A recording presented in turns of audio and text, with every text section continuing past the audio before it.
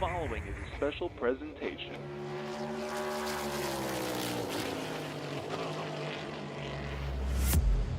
From the Captain Esports Network.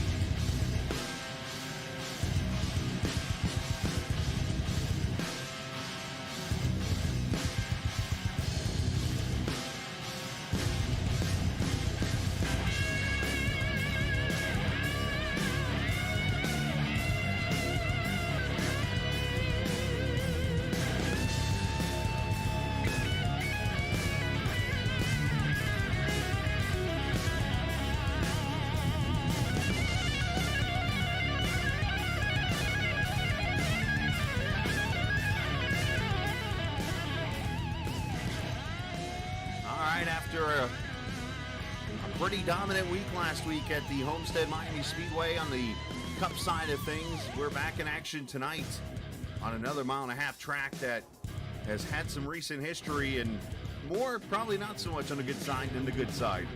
And we visit the Lone Star State of Texas Motor Speedway virtually on iRacing tonight.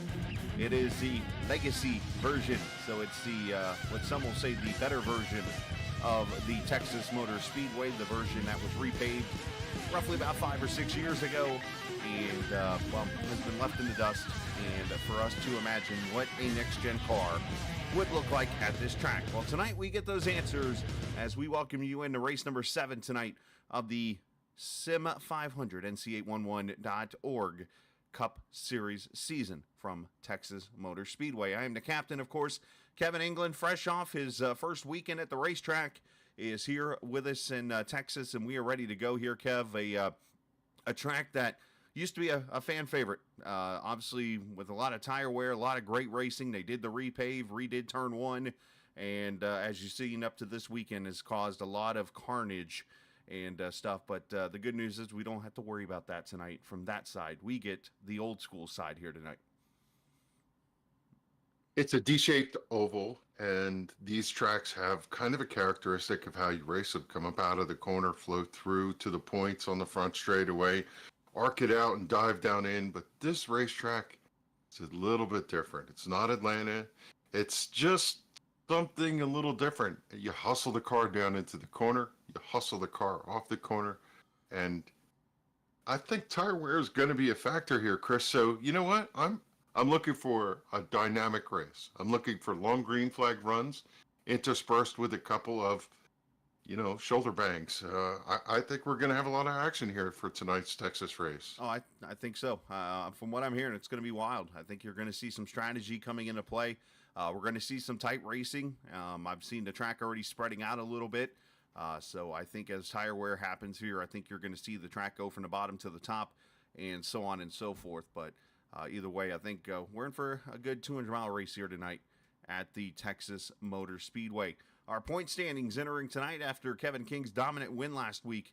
He, of course, leads the points by 38 over Tyler Dalton, Chad Coleman there in third, Mike Kelly, Richard Beasley, your top 5 in the point standings. As we go down to the 20th position, still got plenty of time here on this side of the championship, because unlike Sunday night, which gets a head start and is already, 14 or 13 weeks in after last night's race, we're only at race number 7 here of the regular season. So still got plenty of weeks to go. 20 cars going to make it into the playoffs. And obviously you've got some races that if you miss could eliminate you in the end. So you got to make sure you're making at least all but 4 starts when it's over with, so that you can be eligible for the playoffs and get into the top 20. But right now, the bubble guy, Joey Jatina, who last I saw was on a boat somewhere. So he won't be here tonight likely. But Robert Fryberry right there, Glenn Campbell, Randy Yoakum, and so on and so forth as the points go into the Texas Motor Speedway. Obviously, this track, very bumpy, has a lot of character, Kev. Turn 1 in particular, there's a bump over there that can ruin your night if you hit it the right way.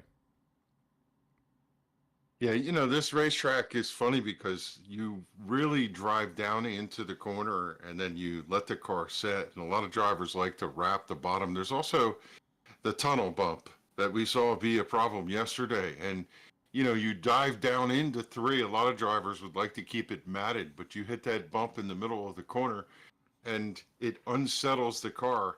Come off low out of turn 4, stomp on the gas, the car can break loose.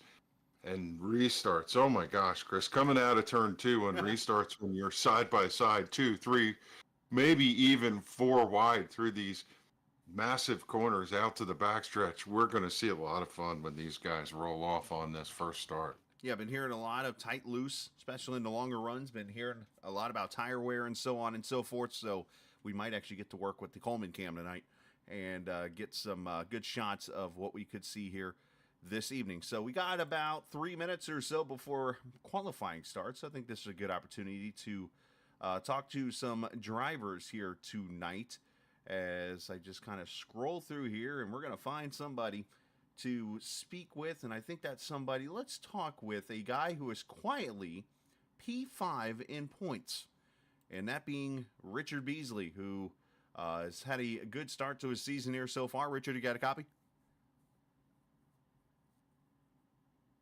Here we go with the spontaneous, yeah, I'm not here picks. There he is. There. Hello, Mr. Beasley. What up? Another day in paradise, my friend. Well, you sit top 5 in points here after 6 weeks, so a pretty good start to the season for the 10 car. Can we expect it to keep going? If so, how are we going to do it? Yeah, I think this is going to be an interesting race tonight. I think we got the long run speed. We're just going to try to keep the tires from wearing down too quick and hopefully be around there when it counts. Now, I think the more important question to ask tonight is one that has been brought up, it seems like, every single week. What does one have to do not to get lapped by Kevin King? Hey, it's only happened once, so I'm pretty happy with that. So we'll see. We'll see tonight. I think we'll be okay. Like I said, it's going to be about tire wear, keeping Right. everything from wearing down too bad. Are you seeing a lot of right front wear? And if so, is that going to change up strategy? Because I've been hearing there could be some cars potentially one stopping this thing. Yeah, definitely. I think I'm the most impatient person and the worst person to try to save tires. But from what I heard, feedback from the guys down there is that's going to be the only way to do it. So we're going to give it a shot and see what we can do. All right, man. Well, easy on the old loud pedal, and you should be okay tonight, man. Best of luck. Yep. Thank Wait, you. one question for you. Yep, You guys running 4th, 5th, 6th? What gear are you running tonight? 5th. You're Whole on time. 6th. All I'm the way impressed. through? Yeah, 6, you're in trouble. I was being facetious, of course, but I just wondered whether you were stepping it down to 4th at all anywhere. No, I haven't. Maybe that's something that might come into play later. I don't know, but I'll experiment if it does and see what we can do. Yep, just curious. That's all. Thanks. Absolutely, man. Richard, appreciate your time, buddy. Good luck to you. Sounds good, man. Thank you. Yeah, you too. Richard Beasley, of course, with the team name crew down there, or whatever they're called now. Team name with WBD Diecast. Brought to you by. Have you ever tried 6th gear in this car? Yeah. That's when you launch it off the backstretch and you're flying over the fence. I and heard you're that. going, "Clear." Clear. That's funny. Yeah, I've done that on occasion. That's funny. Sometimes it feels like you get somebody so fast in a race that you're in. It's like, man, did he put it in 6th gear? It might look like it, but not totally understand. And from what I understand, just talking to some drivers, the downshift to 4th gear doesn't sound like it's going to be helpful tonight because the speeds are so high. through the corners, but we shall see as qualifying about to begin right now. Appreciate Richard for coming up here and joining us in the booth. And, of course, qualifying tonight is presented by 811. Know what's below and call before you dig. Kevin King has been a dominant one here in qualifying so far this season. As you might have seen in the numbers, his pole record is looking pretty good so far this season. And when I say that, I mean he's got 5 poles in 7 races, or 6 races. Tyler Dalton's got the only other pole. Yeah, he has just got it figured out, and I think I'm only speculating. When you run the Coke Series and you have to practice every week Right. and figure out how to be as good as everybody is, you probably don't fall out of rhythm, and you put in the time during the week to just go out, run the track a little bit, make sure you got your T's crossed and your I's dotted. So we watch the 13 of David Comstock circling the racetrack. Yeah, Kevin has got these guys covered, and they're going to have to start doing their homework to come back to him. But I have no doubt that some of these guys are going to answer the call. We got Donnie Leah in the field tonight, this type of racetrack. He's going to be fast. Different kind of racetrack that we've seen, Chris, where you carry a lot of speed, and the long run's going to be something you're going to come into. So I think we're going to see some interesting racing here tonight. Nelson Rivera, 29.82 right now, the pole lap. I see Dalton down there, 30.52.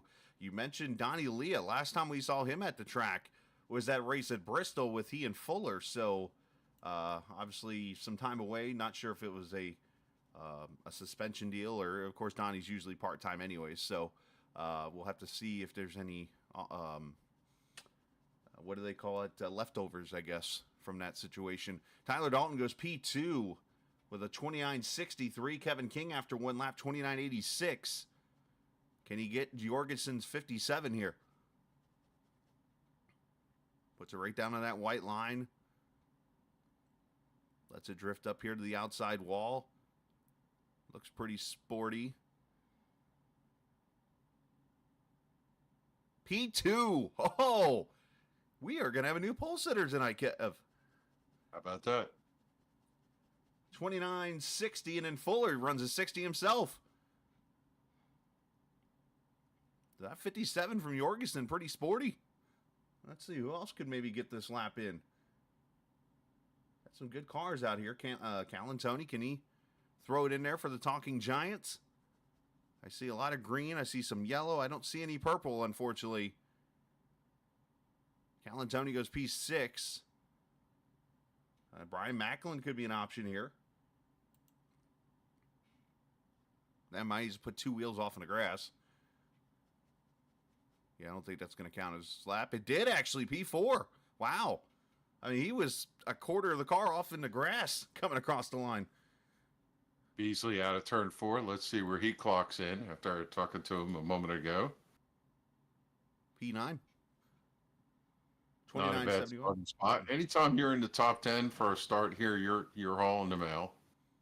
Yeah, I mean, these guys already, and not to mention 29.5, pretty sporty lap here. Let me check the old track record for the Cup Series here. Of course, that's the 2024 season, so let's hit that button there. Third quarter comes Leah to the line. Let's see where Donnie's going to park that Mobil 1 Camaro. Donnie goes... Yeah, 35.19. That is not what he was looking for. He's way off the pace with that one. Unfortunately there for Donnie, yeah. He's going to start back in 30th and out of all 30 cars that have qualified here. And he's just going to go ahead and run some more laps here around this track. As a matter of fact, this might actually be Donnie's lap here, because if he was one of the last cars in, he had to cross the line. So I've learned that it will count an extra lap here, so to say. So this is actually Donnie's lap right here. As he crosses the line and goes... nowhere. 30.52. Yeah, so like on my timing and scoring. Okay. Yeah, right. On the timing and scoring, I get confused sometimes because I'm like, how are they running 3 laps? And it's I forget that they're actually, if they're on the turn 3 side of pit road, they cross the start finish line or whatever. Some reason they'll get an extra lap or something. Not an extra lap so to qualify or whatever, but it just counts it on my timing and scoring. It's kind of weird, but I've fallen for it a couple times. All right, so qualifying in the books. Of course, that was presented by 811. Make sure you call before you dig and know what's below. Call 811 before you go put in a fence or a pool or whatever you're going to put in the ground. Call 811 before you dig. As we go trackside for the national anthem.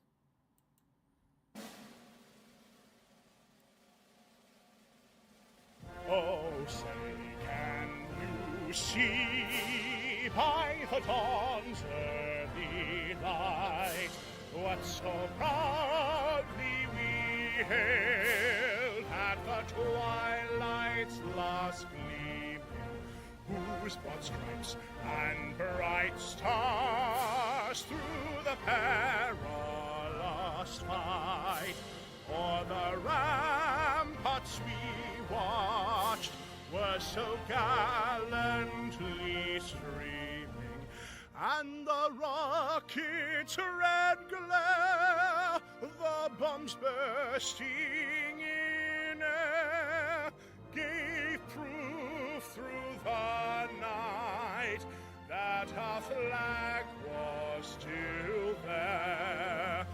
Oh, say does that star-spangled banner yet wave o'er the land of the free and the home of the brave?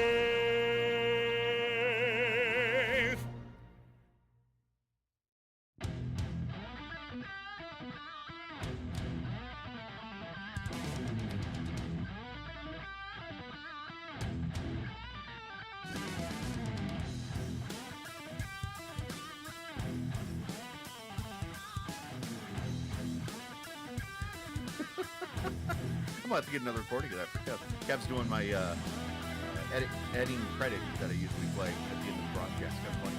All right, qualifying over with. We're up over with. And let's get the starting lineup here. I was actually trying to check really quickly to see if Jorgensen's time is a track record for this Texas Motor Speedway. We've raced at so many tracks, I have to go to page 2 to see. And let's see, 29, there, and 6. So no, not a track record for this car, or maybe for this car, but not for overall. Obviously, the series looks like a 28.6 done by Thomas George back in 2018. But let's take a look at the starting lineup really quickly. We'll fly through that, and that's the race info scout. I've got myself all kerfuffled. Mark Jorgensen and Justin Fuller in the front row. Kevin King, Brian Macklin there in row 2. Tyler Dalton, Mike Kelly, row 3. Calantoni and Rivera, row 4. And Richard Beasley, Chad Coleman there in row 5 with Kevin DeBrown. Glenn Campbell there in row number 6 as we scroll through the rest of your starting lineup tonight. 134 laps, 201 miles, technically. But you see Donnie Leah there, 30th position. Cody Giles, who's back this week, 31st for him. Josh Parker in his usual 32nd position there. Obviously, a lot of strategy going to be all over the place here this evening in this race. Of course, the iRacing default weather, 3 sets of tires and 2 overtimes. Hearing some could try the one stopper to get to the finish of this race, which means you are going to have to make it 67 laps on this first stint. Green flag is the 51. Gets a big jump on the 88 there. Side by side, they roll through turns 1 and 2. Scream to the back straightaway. Still a dead heat coming off turn 2 is a little sideways on the bottom there. That's going to open up that top lane out. Fuller clears to the lead. You see Macklin to second and Kevin King to third. Jorgensen falls all the way back to the 4th position as it's Fuller, one of the hottest drivers in this series right now, leading lap number 1. King to the bottom for second underneath Macklin. He's going to clear him by a whisker coming out of 2. He's going to take over that position, pick up the draft of your leader, Justin Fuller, as they head into turn 3. Fuller jumps out to the early lead here with King.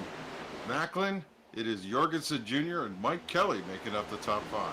Everybody pretty much single file. Bob Ross, the bottom lane right now, as they get kind of sorted out here into the positions that they would like to be in or trying to just set themselves up for either the long run here or the short run. But either way, got plenty of laps here in this race. 134 laps in 200 miles is no short race, if you will.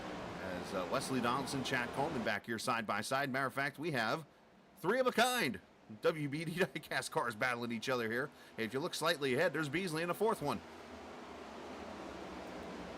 Yeah, Coleman did not get off of turn 4 real well. The car looked unsettled. Maybe he had to breathe the throttle a little bit to keep it from smacking that right side against the wall. He was able to collect it as the field now starts to string out a little bit. Here, I think, Chris, you need to be a little careful. You could charge early in the beginning, and you could heat those tires up and cause early tire wear, which are not going to be your friend if we go long green flag run. And, well, this track's known to have some green flag runs, so you got to take care of your stuff even here on lap number 4. Well, you mentioned the right front tire wear. By the way, battle for the lead is King looking underneath of Fuller as they come off of turn 2 here. For those who are watching, wait, this looks different.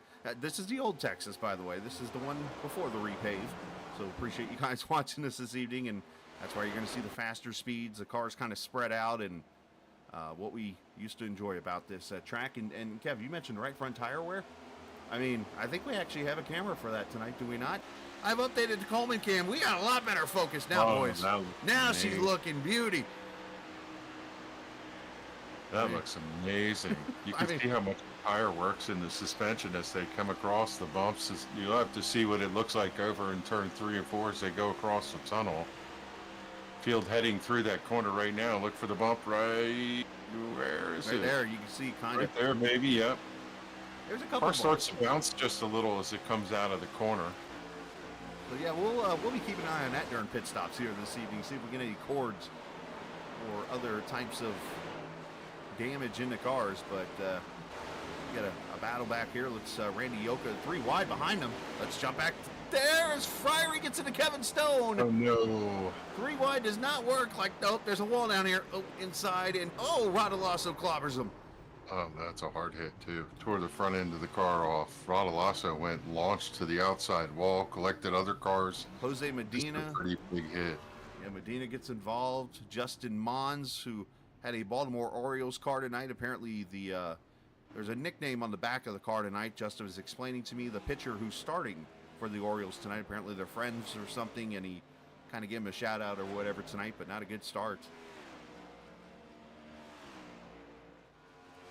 That was, they were 3 wide coming through turn 2, and this track, it does it in, you know, obviously the new surface does it this way too, but this track was notorious. 24 degrees of banking on this old surface in 1 and 2, and it falls away, and that wall, it's like Depeche Mode. It'll reach out and touch you or grab you or whatever. It'll do it.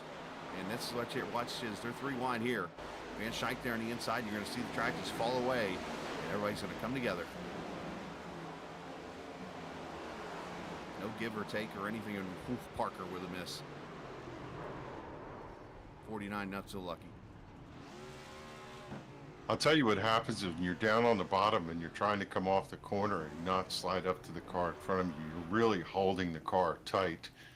And every once in a while, you just break loose, so the car in the middle doesn't have air on it. The car on the outside running hard, trying to make sure it doesn't sweep up and hit the outside wall. So all 3 drivers running 3 wide are running on the precipice of horror, and well, one of them goes wrong, and next thing you know, you see smoke, and you know, you're trying to block it, and boy, that's a big hit. Nice job by Livingston to stop. Mons, I think, just went for a little lazy spin there. He's up there. There you go. Could have been bad. So caution out for the first time. Go ahead. Total veteran move by the 96 car to see all that going on. This is the type of racetrack, Chris, where you see smoke, you got to get on the brake because you're going so fast, you're on it that quickly, you know? Well, especially in turn 2. That is a narrow section of the track there. You don't see that kind of, I mean, Charlotte's kind of tight like that. Atlanta's got a little space. But Texas, it is like basically it's like a Dover. What comes up is going to come down. It's going to hit that inside wall, and it might reflect back out onto the track, and that's exactly what we saw there with, I say reflect, I mean deflect out onto the track. But caution went out. Had some cars come to pit road here. And these cars coming to pit road, going to be an interesting strategy now, because you got cars, obviously, they're damaged here, going to get fixed up. Others that probably came in and topped off their fuel, because you're at lap number 8 right now, well, lap 10 and this point, but lap 8 when they come to pit road. That's 125, we'll call it, laps to go range. It makes you only have to go 62 and a half laps. Now we've got a pit strategy potentially that could go to victory lane if you can keep the tires under you, so we shall see.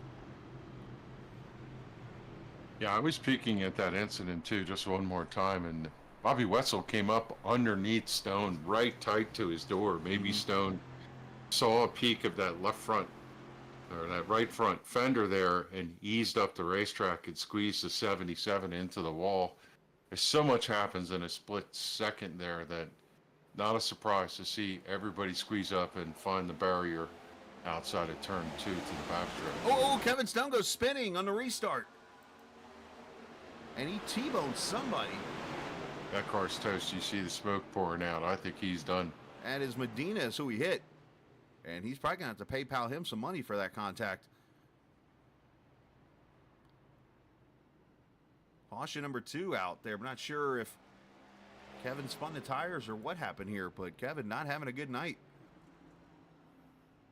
Yeah, Medina was caught up in that incident earlier too. Had some significant damage from that contact. First caution. Trying to get you the replay of this as it happened. You see him come out of turn 4 here. And Kevin's back here in the back of the field. You see Medina to his inside there. That was really strange. The car just hooked the left. I wonder if he missed a gear or something. You know what? I'm seeing black smoke or dark smoke there. I think you might be onto something. Let's go on board. This happened to Joe Hudson last week at Homestead. Went from 5th to 3rd. Not supposed to do that. Let's see, second gear restart here. And this is actually Justin Scala. Here's Kevin. Bam, first gear. First gear. That's a money shift. When it's not your night, it's not your night. Bad to worse. Boy, that's got to be frustrating. I'll get you a better view of it since I kind of cut to it there at the last second. Yeah, Jose just nowhere to go.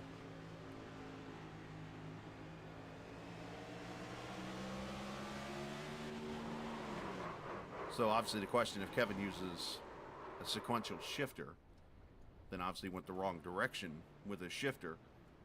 When I'm in this car, believe it or not, I actually use the paddles. I'm a cheater.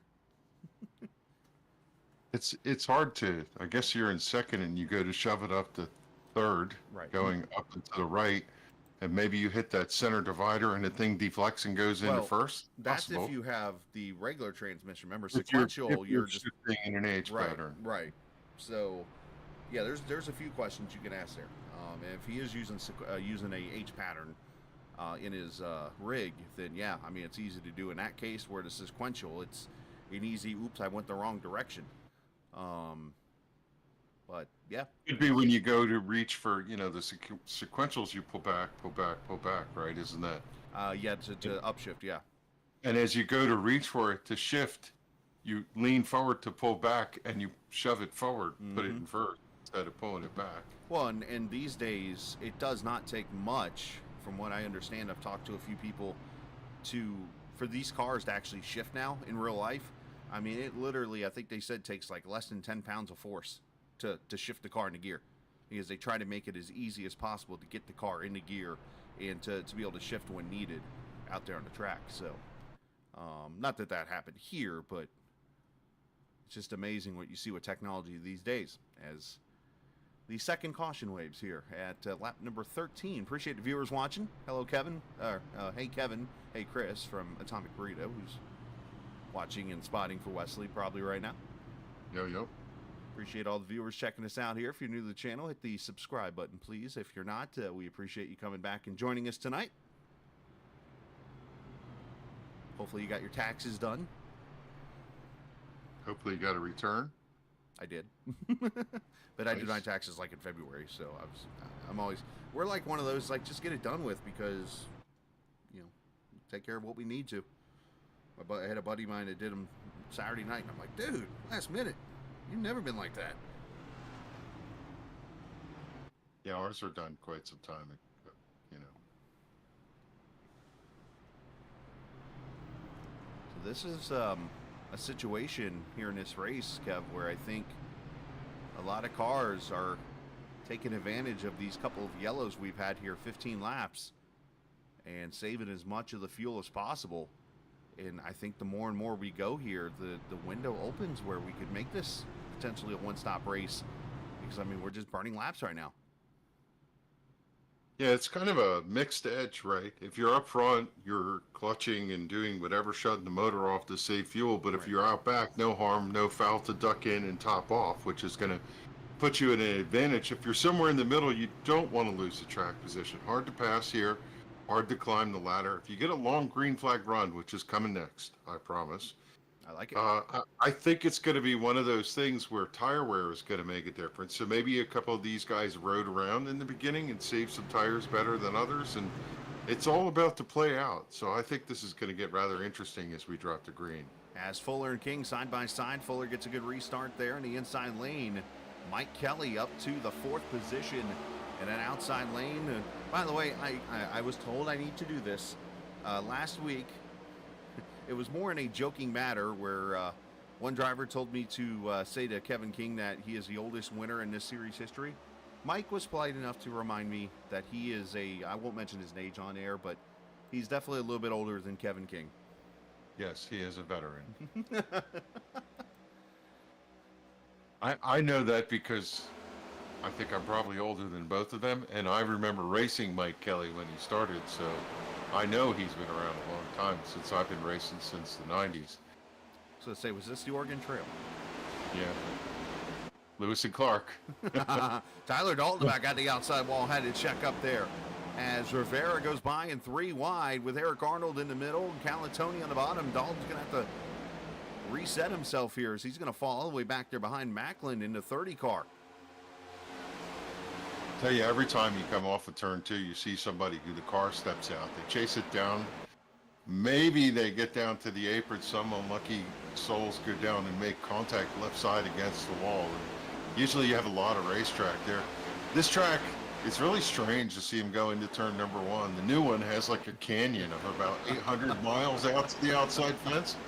This one looks like a narrow freeway as they go off in there, but I think the track has a very similar dynamic. You try to sweep up as close as you can to the exit of the front straightaway, if you could call it a straightaway, so that you can arc the car down and go through the corner. And they all look at that black line, that seam, and gauge how they run the corner by the seam. That is one part about that corner that is tricky. The other one, there's a very nasty bump in the middle of that corner. And I believe there's another tunnel or one of the tunnels is over there in turn 1 and 2, I know, that goes under the track. And there is a bump, and if you get into the gas too much and you hit that bump, you might be in the outside wall before it's over with. That's literally what I was hearing from a few drivers. Right on cue, Mark Jorgensen's in the wall. Not sure if he got the bump, but he is riding that thing and smashing up that can of Mountain Dew, the Diet Dew car. Yeah, there's really not much you could do when you get into that outside wall and it grabs you. You just scrape all the way down and you wait for it to come back. I wonder if he got a little tap there. I think that's what happened, is it sent him out from the 2 getting to the back bumper.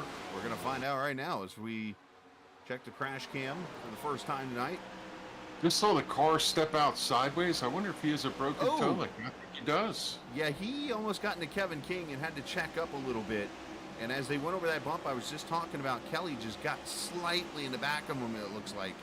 And it just made that car sideways. Yeah, 88 to Pit Road. That car is junk, and they're going to have to spend quite a bit of time working underneath that car to get that right rear settled out. Jorgensen Jr. countering problems here. What a start, caution. man. It's been... Caution, Joe Hudson has spun over in turn 1. Or has gone off track, if you will, in the train car. And The looks gates have come down and the lights are flashing at the crossing there. As he was down in no man's land. that's probably a good reminder, by the way, Kev. Do not try to go around the train track when that happens. He gets loose off turn 4, and he's out here mowing the grass. He just found out what's below. He was digging. Literally, he's trying to hold on to her, and finally he just goes around, and there's the caution.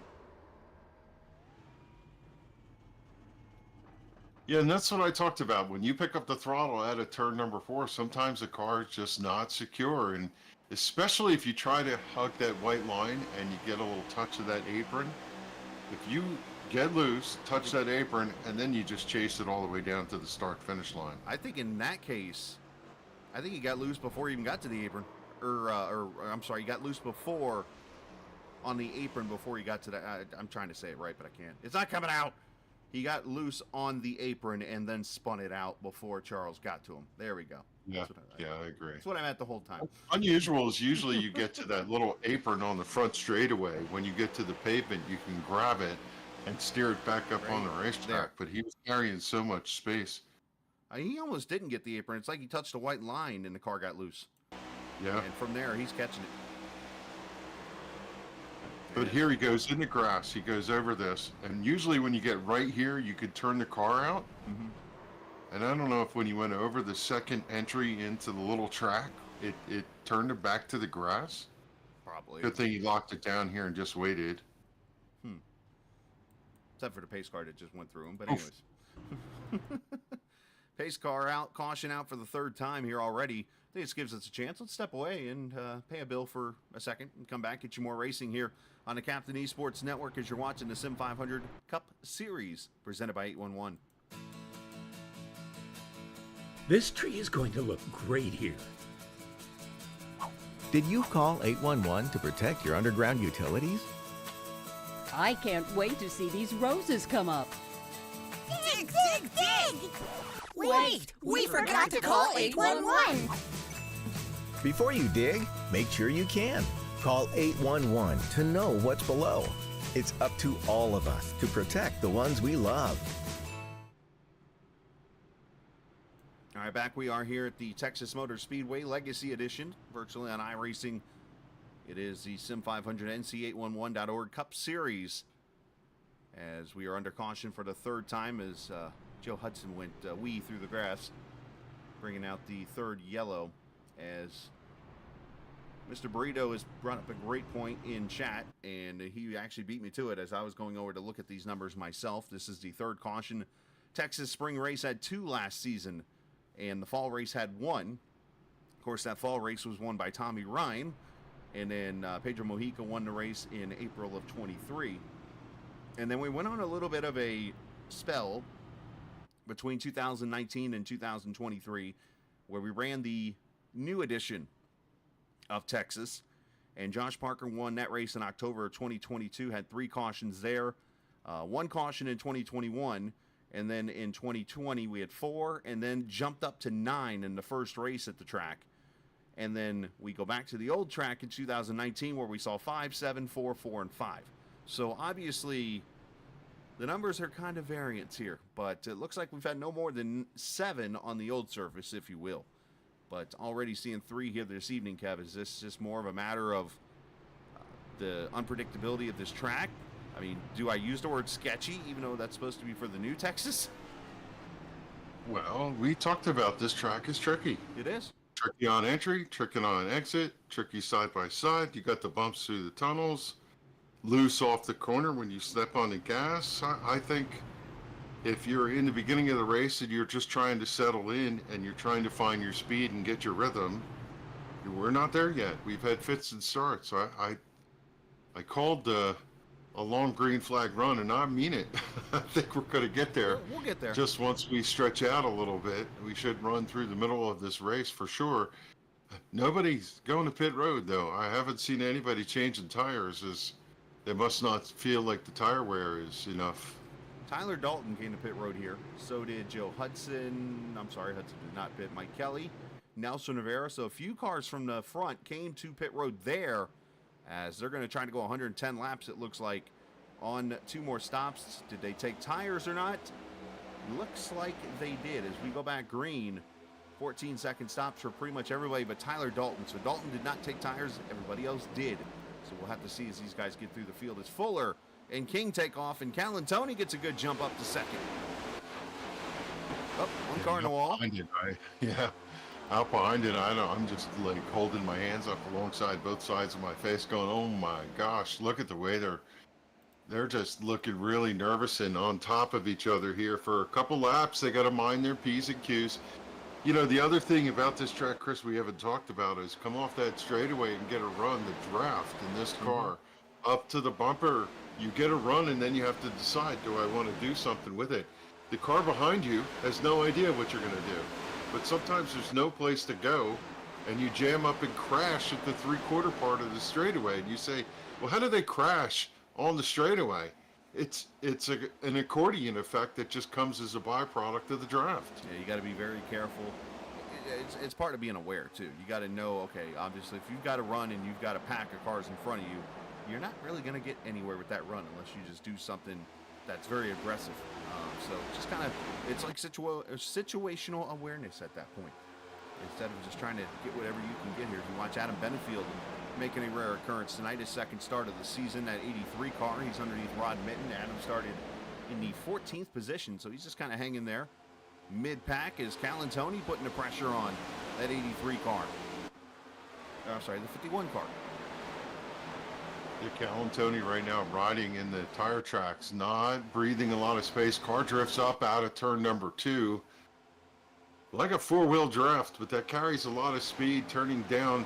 You know, for Anthony, if he wants to make some sort of charge here, he really wants to see if he can get some air on that left front nose, plant the car so it turns and doesn't slide that right front and grind the tire off. But with the 51 right in the tire tracks of the groove that Anthony wants, it's kind of hard. Sometimes you back the car off and then try to get the run down the straightaway in order to compensate for that. As Kevin King probably sitting back there saying, okay, go, burn your tires off. I'll see you in just a few laps, as he's just riding with a lot of space. And Chris, I think that's probably because he wants to have a little air on the front of the car.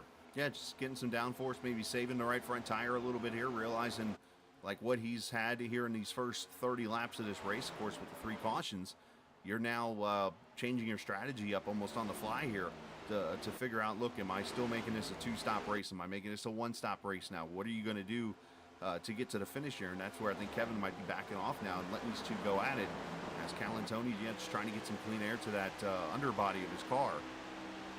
As we combine a complete lap number 32 this time by, as these two have pulled away to about 0.8 of a second over Kevin King, and then there's everybody else back here in a train. Yeah, one of the best battles on the racetrack is this contest for 4th. Kevin DeBrown has it. Richard Beasley wants it. Richard drove up to the back bumper, was pushing Kevin down into turn number 3 about a lap or so ago. I think Kevin probably looked up in the mirror and said, okay, I get it. Picked up the throttle a little bit more and hustled it out to a car length lead over top of Beasley. And Beasley now trying to chase him down. Car looks a little unsettled. Big wiggle out of turn number 4 that time as Rich is trying to hustle it and stay with Kevin DeBrown. Kevin's car looks straight as an arrow as I say that. It wiggles. But, boy, these guys are really, they've got their hands full coming up out of the corner, Chris. You got to remember, turn 2 falls off. And it's literally very tricky because when you have banking that just all of a sudden falls away, you're carrying so much speed. What happens? The G-force picks up and pulls your car to the wall. So that's where you're seeing these cars slide out of turn 2. A couple of guys here I want to give shout-outs to. Right behind these two you were talking about, Josh Parker, the 81 car, started 32nd. He's 7th. Yeah. Right behind him, Cody Giles. He started 31st. He's 9th. And behind him, Mike Montesi started 22nd up to 10th. Yeah, fits and starts. Races that go that way are such an advantage for Josh Parker, one of the most aggressive guys when it comes to restarts. He will make you uncomfortable. A lot of people look up in the mirror and see the 81 in the early going, and they just pull aside because Josh will put you in a compromised position. Car control, amazing, but hard charger, he will make you uncomfortable, and a lot of drivers will just pull aside and Each restart gives him another opportunity to knock down a couple of cars. As the 44 slid around him, good run for Campbell as he hustles out of turn number 4. But how about the 51 of Justin Fuller? Led from the drop of the green, 36 laps in the books, and right now he just looks really comfortable out front setting the pace. He's got that clean air. He's pacing himself up there in the front there, as we can kind of see him. There's right on board with Macklin back at 14th. Looking up there, you see Calantoni not really able to get any kind of run. These guys are just sketchy out here. Yeah. Oh, there's one sideways in turn 4. That was the 83 of Benfield right there with the 30 of Kelly. 3 wide out of turn 4. He's going to be up against the wall. They're going to slide down underneath. There goes the 31 under him and the 83 of Benfield. This little tussle here, about 10th to 15th, is incredible as these guys get such good runs off the corner. Did you say aggressive? And there's Eric Arnold? Yeah. Well, he got the cars in one pass there. That's Charles Van Schaik there on the outside. He was out in the back deep at one point. He's up to 18th right now. That 23 car looking pretty solid here right now. As we complete lap 38, Fuller out 3/10 right now over Calantoni. As Calantoni and Kevin King seem to have it pretty much under control. But obviously still early in this race, as we're starting to get out of the blues section of the race and getting into the rhythm part. And Elegant Macklin, he's going to be the first one to go topside here. Yeah, and look at that thing lag. stick I as saw Wesley one got of them loose. go almost 4 wide there. Holy cow. Wow, that was a run to the outside. High, wide, and handsome. Hey, Jason, how you feel after that move? he just had Wesley caught kind of red-handed there for that position. Look at the 20 back here of Donnie Leah making moves inside of Benefield and Robert Fryery. I mean, the runs are coming now with the tire wear starting to happen. Wesley, unfortunately, he's been on the struggle bus all night. In practice, he was like, I cannot figure this out. Just everybody's out here fighting tight for the most part. Now you're back here in this dirty air, and that's when the tight loose comes in. You get so tight, you're turning the wheel, and then the back end wants to go yaw and spin out. Yeah, it's push, push, push, push. Oh, loose. Yeah. Caution's out. You Mike okay? Contesti's having a good run in the Trans Service Camaro. That number 4 is running in the 11th position, just quietly hanging in the contest. Change for second. Here comes Kev. Inside, passes Calantoni with ease, as I think the 51 just scraped the wall there a little bit. And apparently Wesley got the wall somewhere, so obviously he's going to try to nurse it to the pit stop there, and if it's hopefully minor damage, just get it plungered out there real quick. All right, that was not a good one, but I tried. Throw a little hot water on it, plunge it out. It is so easy to misjudge your entry into turn 1, swing the car up, and then as you go to turn down, you plunk the wall and you go, oh, why did I do that? And the reason being is you're trying to get the widest apex you possibly can to turn 1. So that means as you go into the corner, you want to put the car as wide to the outside as you can. Oh, what's out there? The wall. So sometimes you just go a little too far. Eric Arnold up to the 7th position here. Arnold is one of those guys on 4 tires, along with Brian Macklin, that pitted at lap 23 there. So Macklin up to the 5th position. Eric Arnold up to 7th. Cody Giles up there. He's 10th. Actually, he's not on newer tires, but Mike Kelly is, who's in 11th.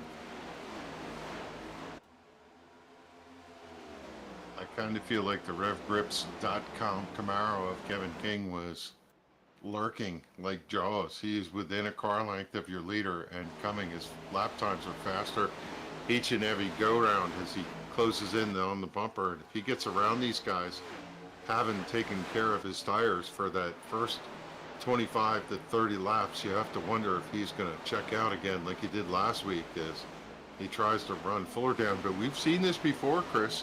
Kevin got to the back of Fuller in a previous race, and even though Fuller had run a little harder and had worn tires, he was able to hold Kevin off by just controlling the line. But Kevin is lurking right now as he's now to the bumper at the start-finish line. Yeah, catching him's one thing, passing's another, but Kevin's going to get a run here to the inside with that draft you mentioned.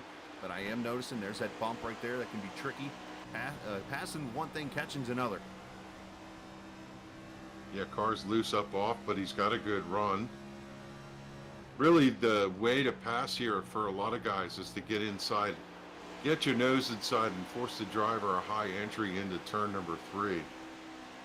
Kevin, a little loose coming up off, and it's hard when you're right behind somebody. The car does not come off the corner as well. He opens the corner up on entry to see if he can get the nose down to that white line to get the drive off. Here he'll pick up a little bit of draft coming up off the corner and see if he can run him down. It's trying to work his magic to get the passes. Boy, I tell you, we got action all the way around this racetrack. Macklin, he just rode the rails over in 1 and 2 and went around Calantoni on the outside. That's the 4 tires coming up through the field. He is up to 3rd, and he's bringing Eric Arnold there with him in that 31 car. But Macklin, it might be eventually here as these two battle for the lead, that this might become a 3-car battle, needless to say. 51 slips up a little bit. Kevin's down to the inside. He's to the quarter panel, still there, able to hold the left side as he draws even with the number, the 51 of Fuller, your leader, way up to the high side. Kevin gets a good run off here. They're literally side by side out of the exit of turn 4. Fuller going to lead this lap, but if Kevin could keep his nose in there, that's what he's trying to do. As Fuller shuts the door. Outstanding defense by Justin Fuller to hold Kevin at bay. A little air block as he was able to get into the corner. They're holding it off on the outside lane. And speaking of blocking, Calantoni going a nasty one on Arnold there for a second. Not sure if that was intentional or not. Looked like maybe Calantoni was going to give room to Eric, and Eric went down. Could have been miscommunication, but at the same time, could have been a block. So the only 2 people that are going to know that, and that's those 2 in those cars. Well, Kevin decided he was going to settle that. He pushed the 51, not literally, but pretty figuratively down into turn 3. Drove underneath him, ran him high out of turn 4, and went on by and said, yeah, okay, you could block me or whatever, but I'm telling you I'm going by, and this is the lap. And now Kevin King, P1 here on lap number 50. Lap 50. We're going to have some pit stops coming up here very shortly, so let's step away, get a break in, come back, and get you more racing from the Legacy Texas Motor Speedway as we're 50 laps in on the Captain Esports Network. When do you plan on putting in that new fence we've been talking about since last summer? I guess I could start tomorrow.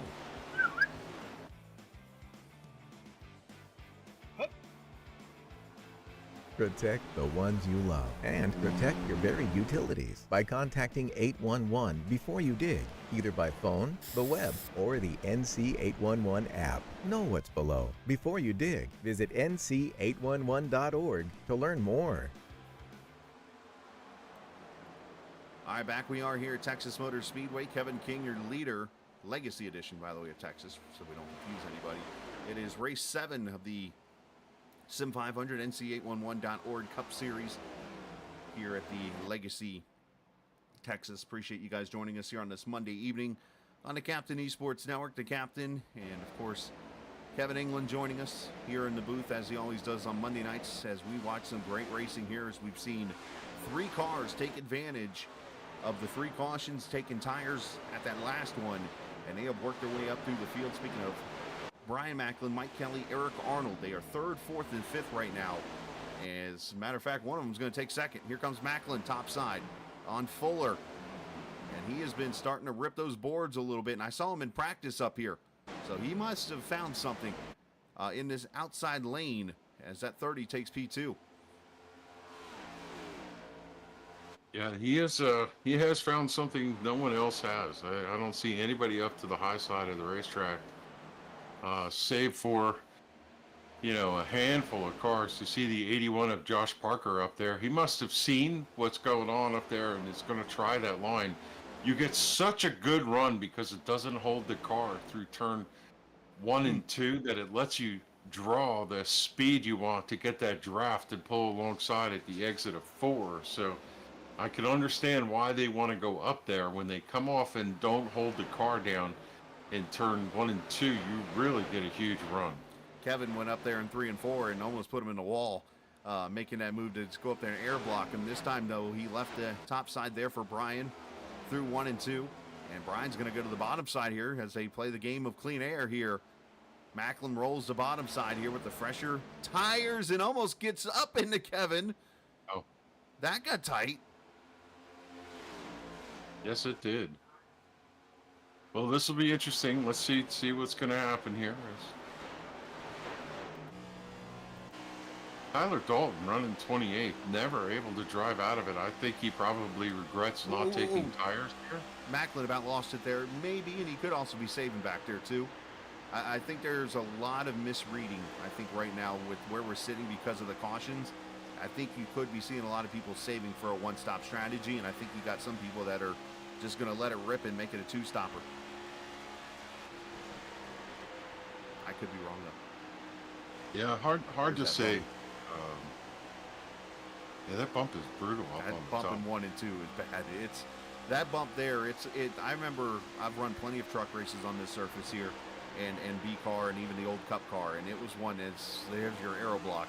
You almost have to, in any car you drive here, have to wait to clear the bump in 1 and 2 before you get to the throttle, because of just the way that bump, it just unsettles your car right about here.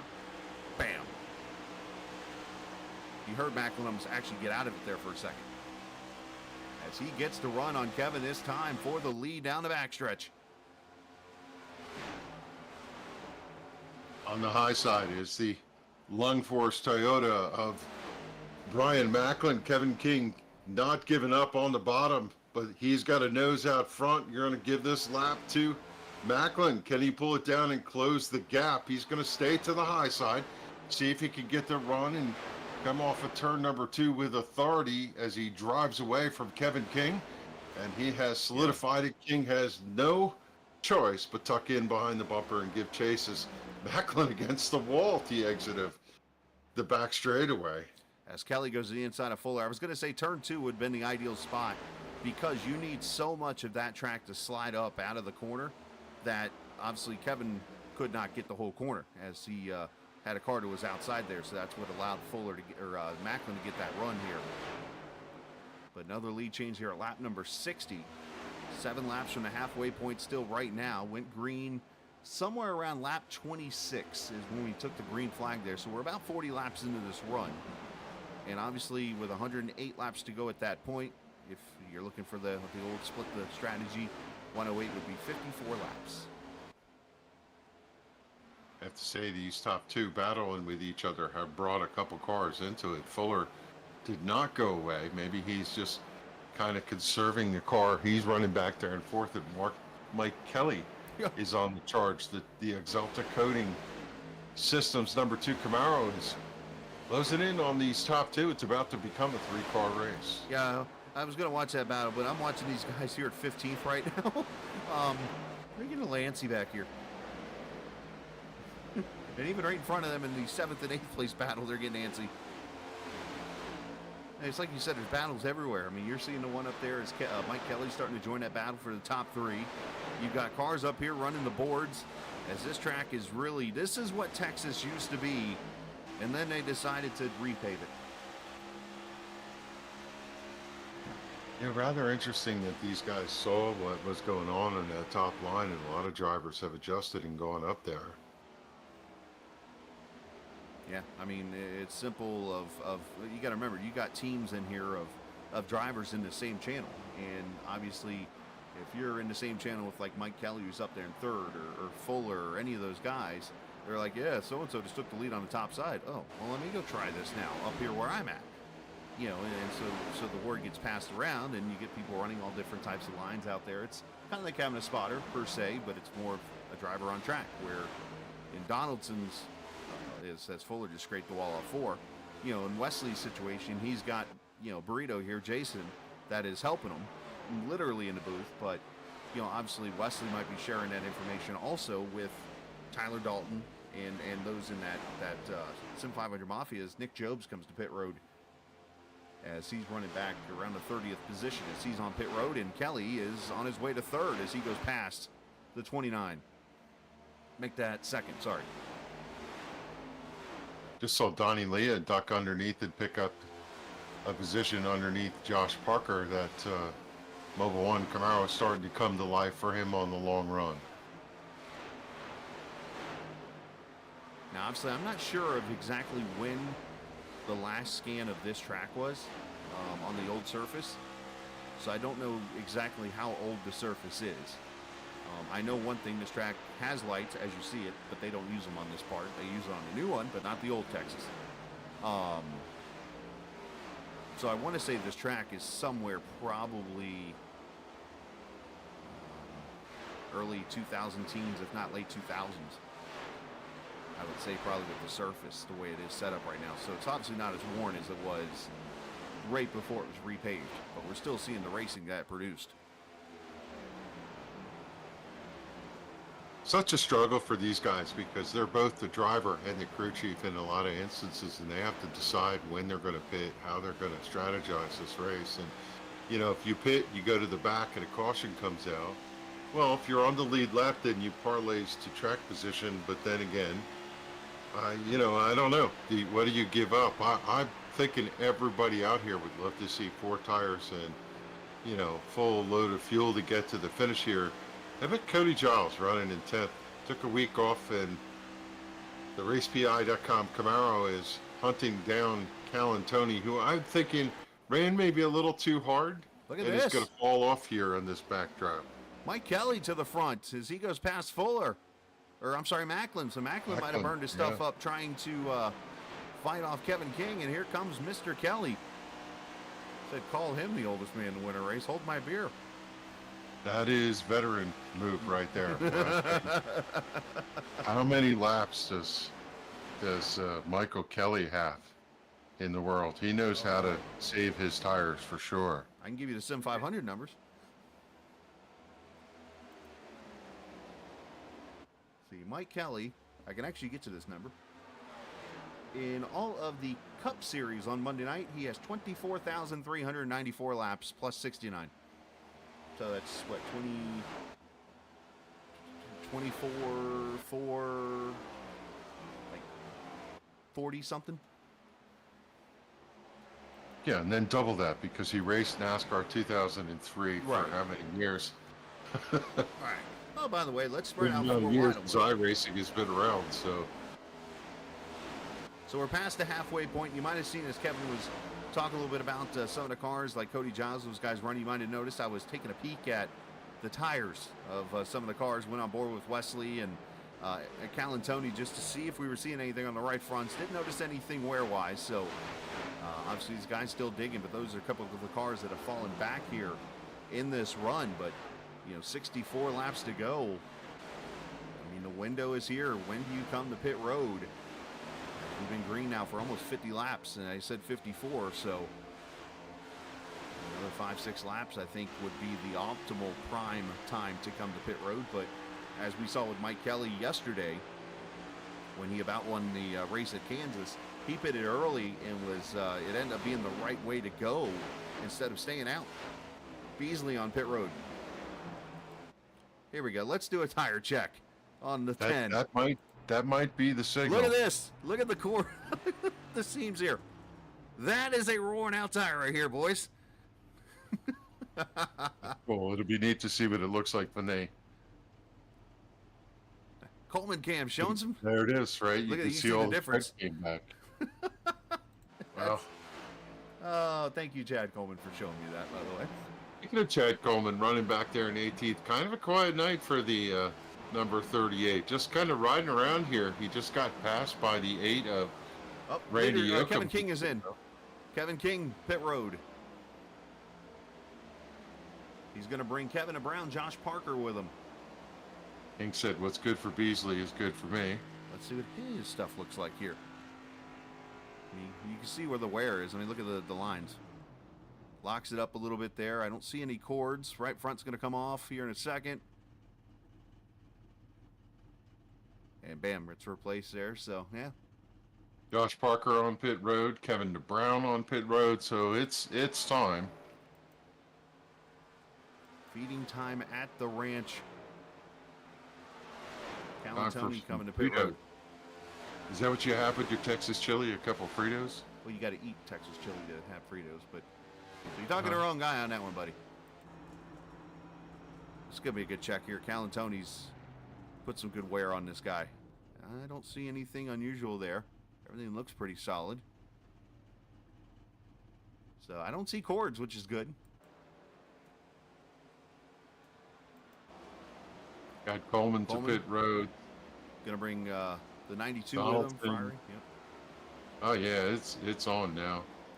The 84 and the 4 leave. The 83, the 91, the 38, the 96, the 77, all going down for 4 fresh tires and a load of fuel. Now, one of the questions, and we didn't really take this into consideration, if you pitted at that last lap 22 caution and filled up the tank, you come down and get 4 tires and fuel, you don't have to take as much fuel Right. if you run it longer.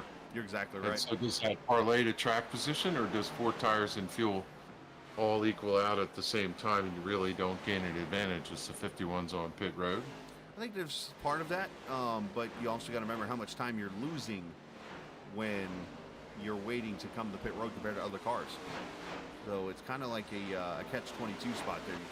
You're trying to make up time with the shorter pit stop, but you're losing time as one car's rubbing the wall up there. They get Sigmund. Is he in this race? Yeah, it is Sigmund. So yeah, it's kind of a give or take move right now. Scott Simley, the only car that has not been to pit road at all today. So and surprisingly, Scott Simley's that guy. Yeah, Mike Kelly, he's one of the ones that pitted late, right? Yep. As far as we know. So he not only has the track position by leading, but he's out front. So Yeah, your top. strategy-wise, he's at the top of the pyramid. You can see right here on the left-hand side, your top, as Simley's on pit road now, your top 12 cars have not been to pit road either since that last caution or at all. Now I'm really curious to look at Scott Simley's right front tire. I don't see They really changed anything. it already. Yeah, they You missed it. Dadgummit. Well, I could rewind it. So, oh well, 4 tires and fuel for that 12.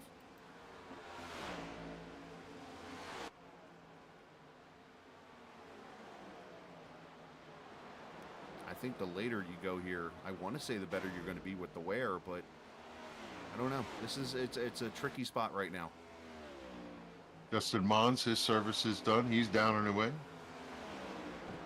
Little easier to get off of this racetrack as it is to the new configuration. Big wide apron, plenty of room to exit. Isn't this the racetrack when you come off the backstretch, you want to get to the racetrack quickly because it's really bumpy? It is, and part of the reason why the apron is so wide here is because, well, that's where they extended the track out in turn 1 and 2 and then chopped the baking down 4 degrees. So Doug Sigmund dropped off. Going to go to pit road and get some service. Tyler Dalton in.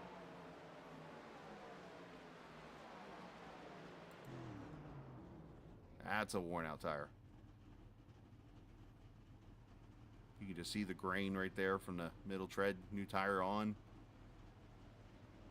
You wait till we start putting this camera on like the B car and some of these other cars that wear out tires, and you'll start seeing cords and stuff.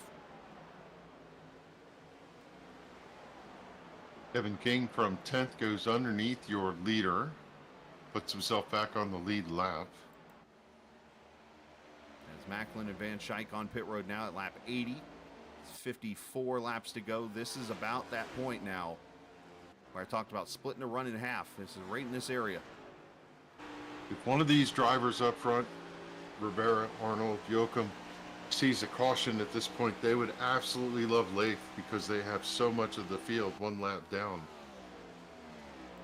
Randy Yoakum having a better time on pit road tonight. Unfortunately, last night had a little bit of a rough situation coming to pit road, but he's in there right now.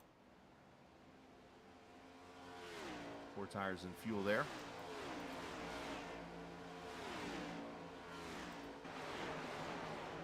Now the question lies is how much does Kelly give up here? Well, I mean, right now he's giving up almost 2 seconds a lap, a second and a half a lap as Wetzel comes to pit road. Ran a 31.79 last time by. Kevin King a 30.72, so that's a second. And Kelly's going to come to pit road here, it looks like. Gets off a Yeah, I little think early. he was just giving up way too much there for him to keep going. But that hands the lead over to the LaRue Ford. Nelson Rivera goes to the point. He's the king of a long run, a lot like the 26 Joe He's not Hudson here, is right? off the track, but it looks like we're going to be okay and stay green. Yeah, hardly anywhere on Kelly's tires, so that looks pretty good.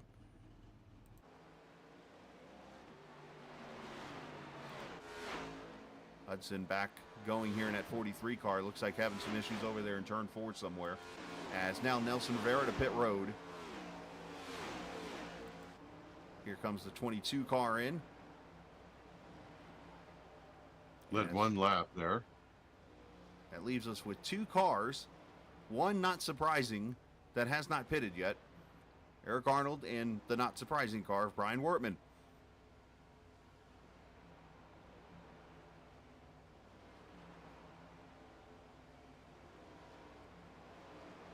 Four tires and fuel, and Rivera pulls away. So good stops all the way around. Eric Arnold on pit road now.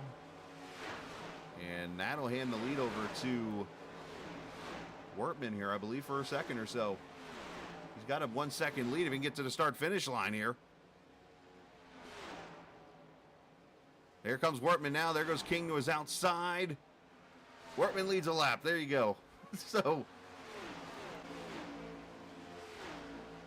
the pit stops all pretty much completed now. Now the strategy begins here. I think everybody's now just going to go to the finish. I don't think you're going to see anybody short pit from here. I think the cars you might have to watch will be the ones that pitted early in the run, but I think, you know, I look at Glenn Campbell pitted at 64, Kev. I look at Jobs who pitted at 63. Jobs has got to go 71 laps. That's probably not happening. Yeah. So those guys you can see coming in and just trying to put fresh tires on and see what they can get out of it. And if they're going to do that, I would probably say do it in the next 63. I would go probably the next 10 laps at the most. Let's go to the 8th position here is Brian Macklin. David Comstock as Macklin gets loose.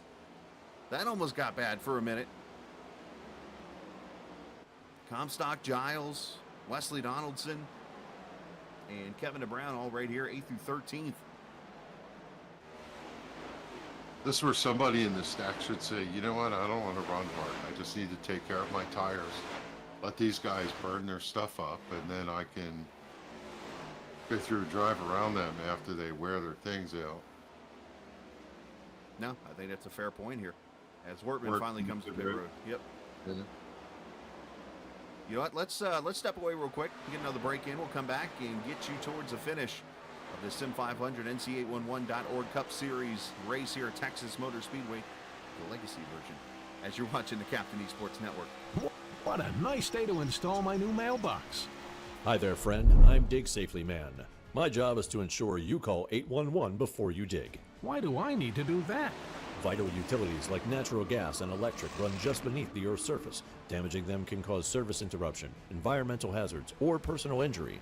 I thought only contractors had to call before they dig, so homeowners do too. Call 3 business days before you dig unless you have X-ray vision. Visit nc811.org to learn more.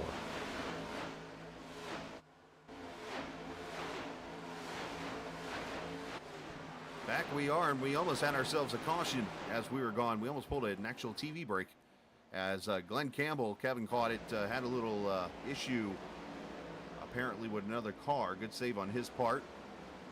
I see some right side damage there, it looks like from the wall, but Campbell still going 17th position. See if I can find a replay of it. Obviously it's not showing any kind of a... Got loose out of turn number 2 right in front of Coleman, who was behind him, and Oh yeah, right there. Okay. Well, yeah. the bumper went down to no man's land down there, gathered it up. Good save. No harm, no foul. That was a pucker moment, though, for sure, for Glenn. Slightly. As we have a battle for second. Josh Parker with the pit stops and moved himself to P2. He has the 51 of Fuller right there with him as Fuller swings underneath him, sweeps by, and takes the second spot away from Parker. Josh, who pitted at lap number 72, up to the third, or back to the third position now after running in second. And he's got Brian Macklin, who is one of the faster cars on the track right now, and that's because he has about 8-lap newer tires than the leaders in this 30 car. So Macklin not letting these guys get away. He's got about 2.5 seconds to Kevin King. Or I'm sorry, he's got about 6 seconds to Kevin King. He's got 2.5 or 3 seconds, 3.5 to Josh Parker. If I can learn how to read, it'd be great. With 40 laps to go. That's quite a bit of time to be able to close that gap. We'll see whether he's going to do it. We should reset the field here after all these pit stops just to give you a sense of where your favorite driver is running. King out front with Fuller in tow. Parker, Macklin, and Benfield is running in the 5th position. Tony, Giles, Comstock, DeBrown, and Wesley Donaldson round out your top 10. Mike Kelly after that pit stop's 11th. Then Donnie Leah, Scott Simley, Chad Coleman, and Charles Van Schaik just worked his way around Nick Jobs for 15th. Yeah, 16th right now, Robert Friery, as Job's kind of falling back, Montesi falling back, but kind of see where everybody's running here. Just kind of clicking on the cars here and let you see where everybody is. As Calantoni went digging down to the south there and almost wrecked the car off turn 2. I see Officer Rivera, Jobs is going backwards. He's got the oldest tires out of the crew right now. That's why you're seeing him go backwards, but everybody just kind of logging laps, trying to get whatever they can out of these tires. See Donnie Leah here, 12th, as mentioned. Simley, Chad Coleman there, 14th, as you mentioned on the struggle bus, but he'll find a way to top 10 this thing, as always.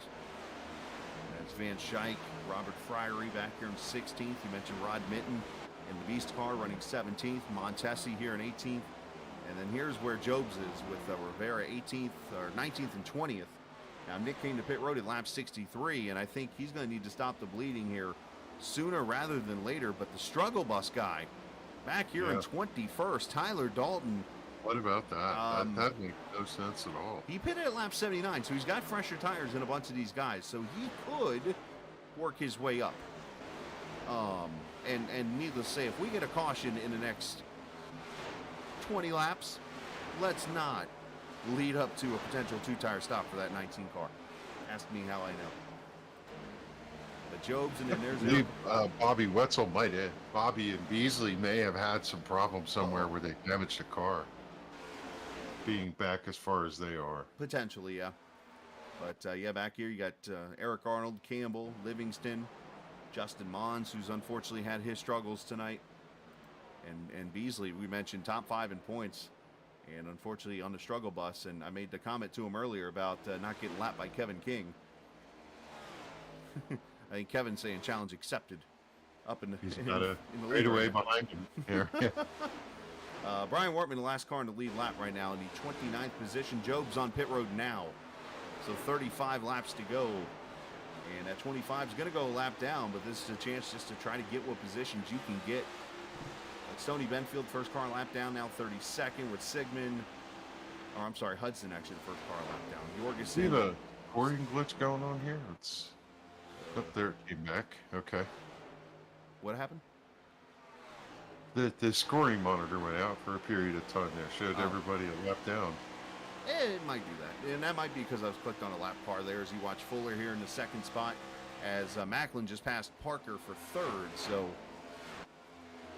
Brian Macklin up to P3 here with lap 100 on the board now. Can Macklin get to the front? He's got 4.8 seconds now, and he's about 0.2 quicker than the 29. Right? Yeah.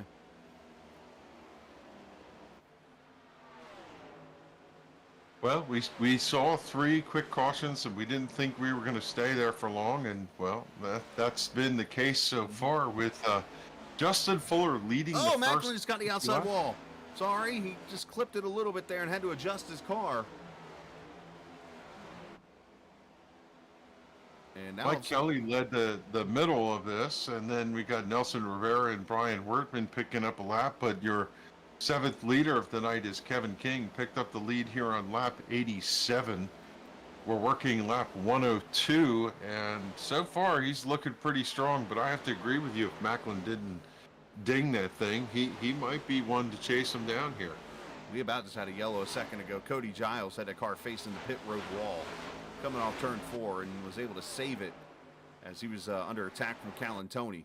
So great save by the 5, who runs in the 8th position, looking to rebound from, unfortunately, a missed race last week at Homestead, but doing a great job with that Ancient World Gaming number 5.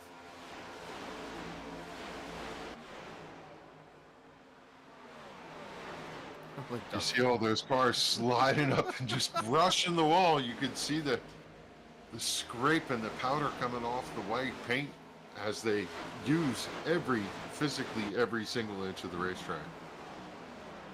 Van Schaik, who's worked his way from the back up to 10th now, has gone by Wesley Donaldson there as this group of cars starts to get closer and closer together.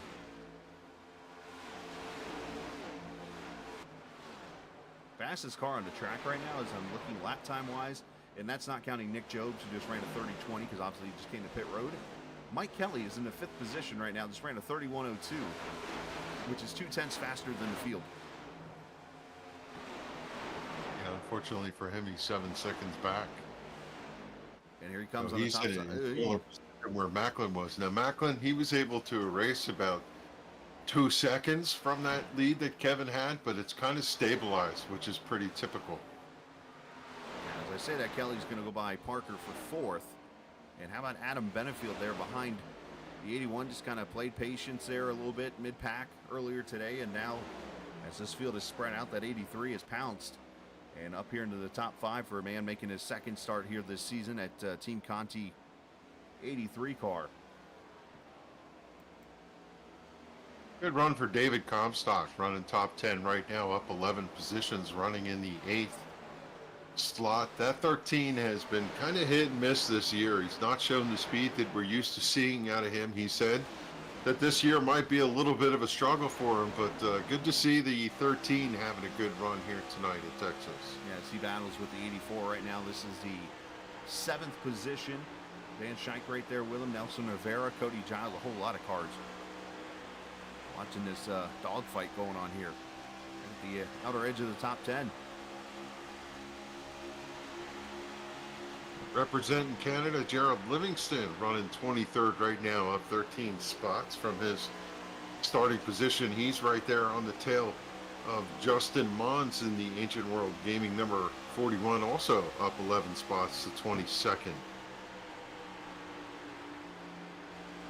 Justin trying to get whatever positions he can get. Unfortunately, he was involved in a couple of, or at least one spin earlier, and has had to play catch up ever since. And doing the best he can, representing his friend there for the Baltimore Orioles.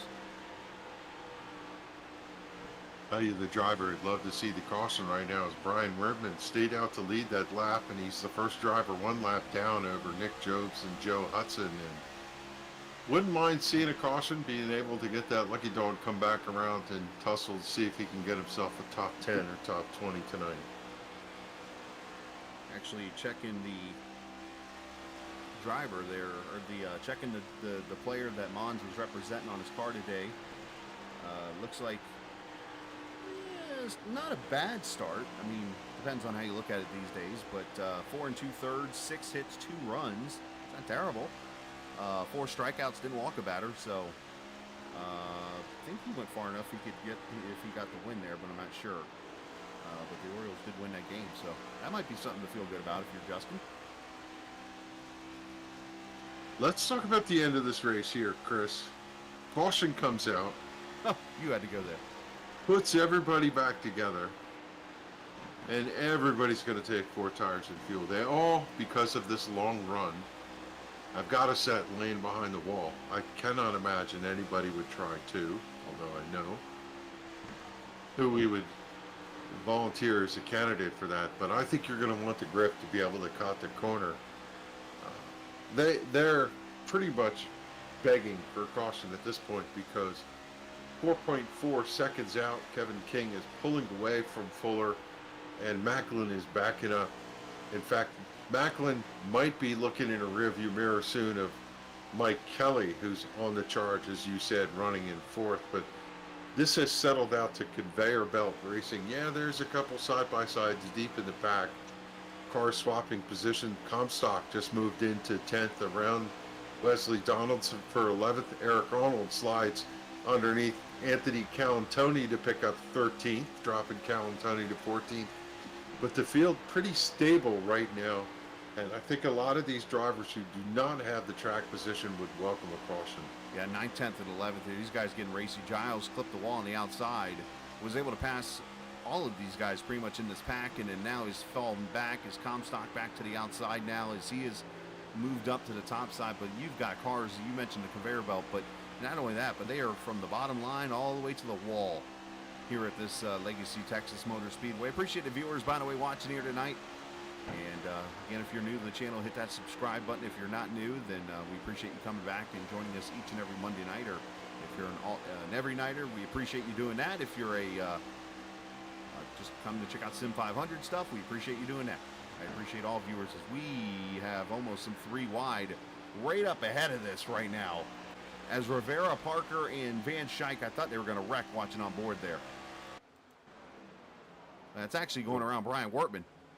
We're starting to see these cars get loose up off the corner as they pick up the throttle, and especially if they're down low on exit and don't get a straight line off. You saw Rivera swing high, almost diamond the corner so that he could get a straighter line off. That's a lot easier to pick up the throttle there and know that you're not going to have the car step out. Some of these drivers running that white line when they come up off out of 2 or 4 and they slam that throttle down, the car might jump out.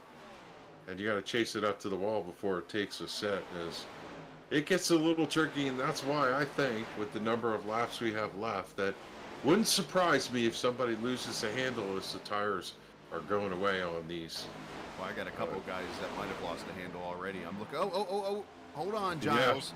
Yeah. He's one exactly. of them. I think Calantoni's another one here in this 84. He's starting to free fall back. As Kevin Brown, Chad Coleman, here comes Tyler Dalton now with newer tires coming through the field. As Calantoni's going through the grass now. He called before he did that. And now he's got to get his rhythm back. And that's unsettling. You come out on the grass and you're like, please drive straight. Please drive straight. Oh, caution! Caution is out right on cue. Kevin, maybe 04. It is 04. Doug Sigmund, and for those that are pissed off now, you can email Kevin England at insertemail.com. Yeah. And yell at him for that. I Larry Macked it. Trends of the race. Yeah, he got a little help there, Doug. He get a little help from his friends. Randy Yoakum gave him a little bit of a push. Oh. That looked bad. Let's get a better. Let's crash cam this. And you think everybody's coming to pit road here? I think that might be true. Wow, Randy's hooked him. Yeah, I think when he might have tapped him in the middle, the car got loose and Doug had to kind of chase it up out of the corner. We were just talking about how difficult it is. Can I? Oh my! I'm gonna pull back the curtain on something here, for a second. Hope nobody gets mad. There's a lot of sound bites that get used. I have a feeling we're gonna hear a few of those after that, Rick. That's all I'm gonna say. As Kevin King, there's your 2 tires stop right there.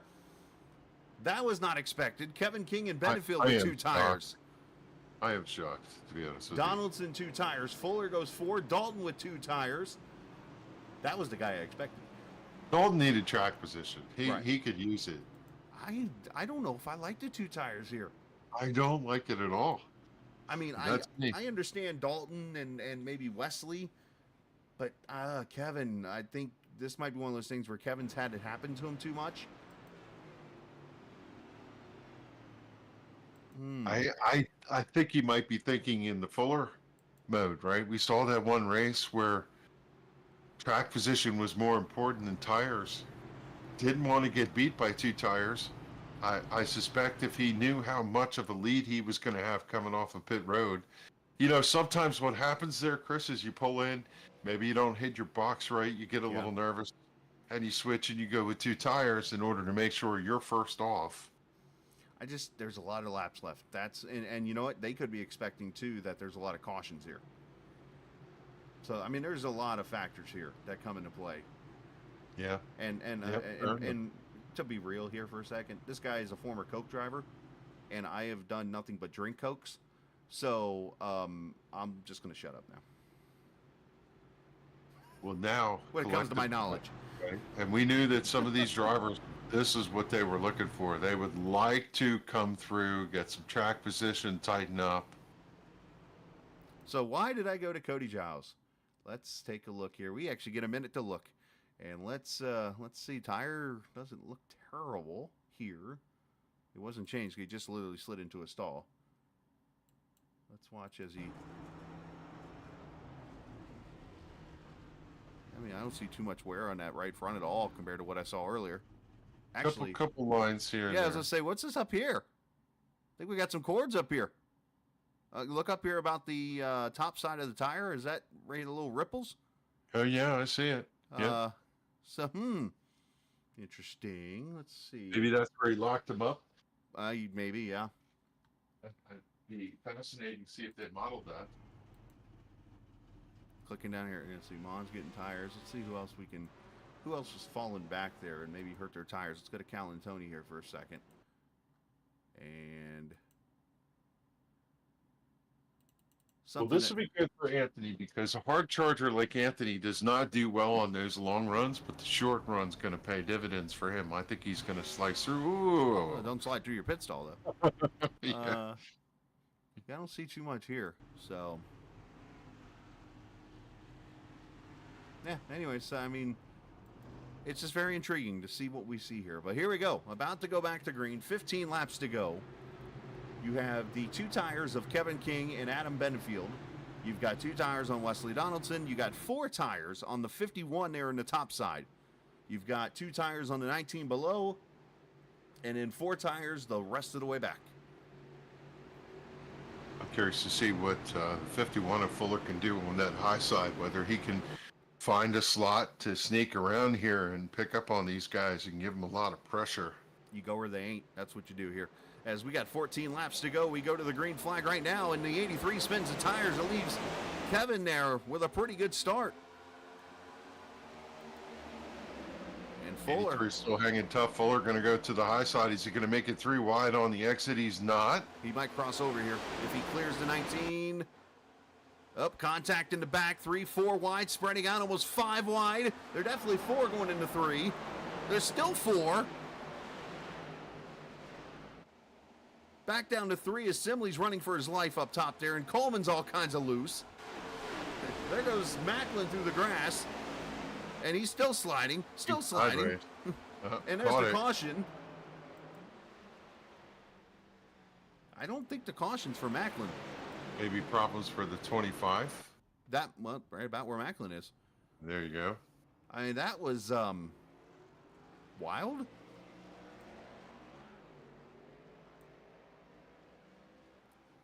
Yeah, Macklin, he went down in and he cut across that. He went underneath the cone, if you know what I mean. Right. And that typically is going to draw a caution, so I'd be surprised if he wasn't going to be called to pit road to serve a penalty for this. Probably is. Oh, he gets loose right below Kelly. And right here he's going through the grass. He gets it collected. Car's so rigid. Kind of. And here the car takes a set and boom, underneath that. As soon as you go under that cone, that's a penalty. Yeah, and he'll probably have to serve that under green, unfortunately, unless, which I know they don't clear flags usually, so unfortunate break there. I did not see what happened to Jobs here, but let's find it. Here he is back here towards the back. On the apron there. He clipped the apron, and here comes, uh-oh. I'm going to say that Stoney got him. Yeah. Yeah, the outside wall. He could have saw what was going on with Macklin and just ease out of it and wait to see what was going to happen. And that's probably what triggered the call. Stoney, when you're right behind somebody, you generally may or may not be able to see what's going on.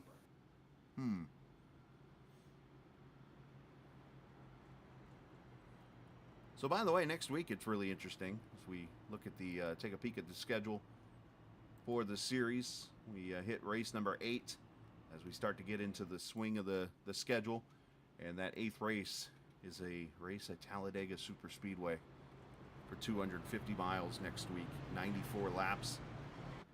And looking forward to that next Monday night. One of the longer races of the season.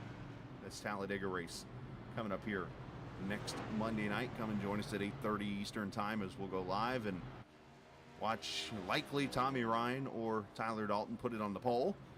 And we go race from there because anything can happen after that. Then we go to Dover on the 29th, and then we hit Kansas Speedway there on the 6th of May, and then Darlington Raceway on the 13th of May, right there at Mother's Day weekend, and then we hit Charlotte for the Never Quit 240 at Charlotte Motor Speedway on the 20th before we get to Memorial Day weekend.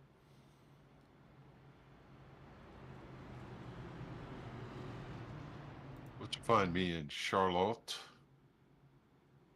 Wait, New York? Come on now.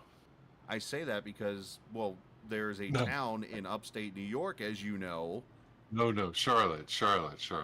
but it's pronounced Charlotte, like you just said it. No. Where would you be in May in Coke 600? Come on. Monaco, Monaco, yep. be Indianapolis. Indy. You can be like me I in know. Fort Wayne. But it was Charlotte. I'm actually going to be, it's funny, I'm actually going to be the third, let's see. Yeah, no, I'll be in, yeah, because I'll be getting ready actually for a trip to New York that following week because I get my daughter who graduates pre-K the week before, and my wife, I go get them and officially bring them to Indiana. So, looking forward to that. That sounds like a fun plan. Yeah.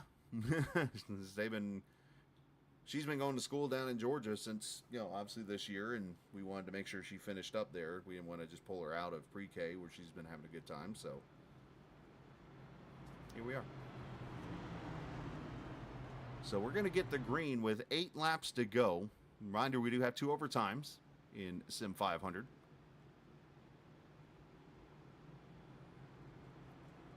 This is a hold my beer moment. So tires don't matter or none of that stuff, right? It's just hammer down. No, tires are going to matter here.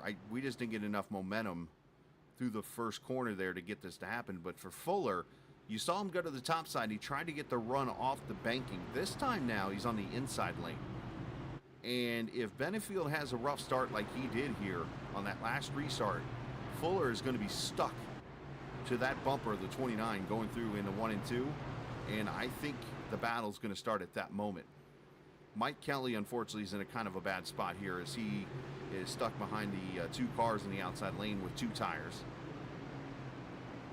But we'll see. And then will Kevin go early again on the restart here? And if so, is Wesley ready for it? Don't hand the trophy to King, right? We've seen 2 times this season, maybe 3 times, where he was running away with it and something occurred.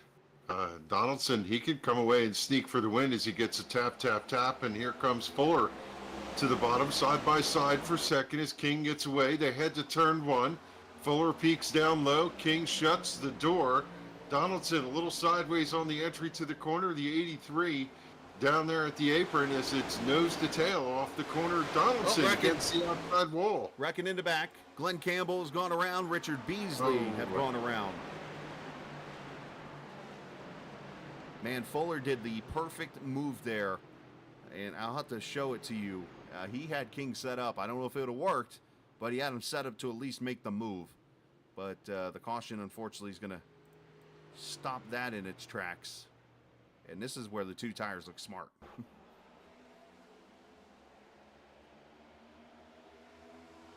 Yeah, there's blue and black over there against the outside walls.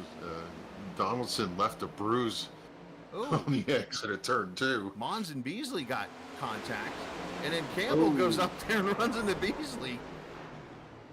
Excuse me, Rich. You're occupying my racetrack. I need you to move out of the way. You could joke and say that Campbell went and fought back for Mons there, but there's no relation there teammate-wise at all. Outside of the number 4 being in, oh yeah, it's just contact there late. And Kevin just goes up there and, excuse me.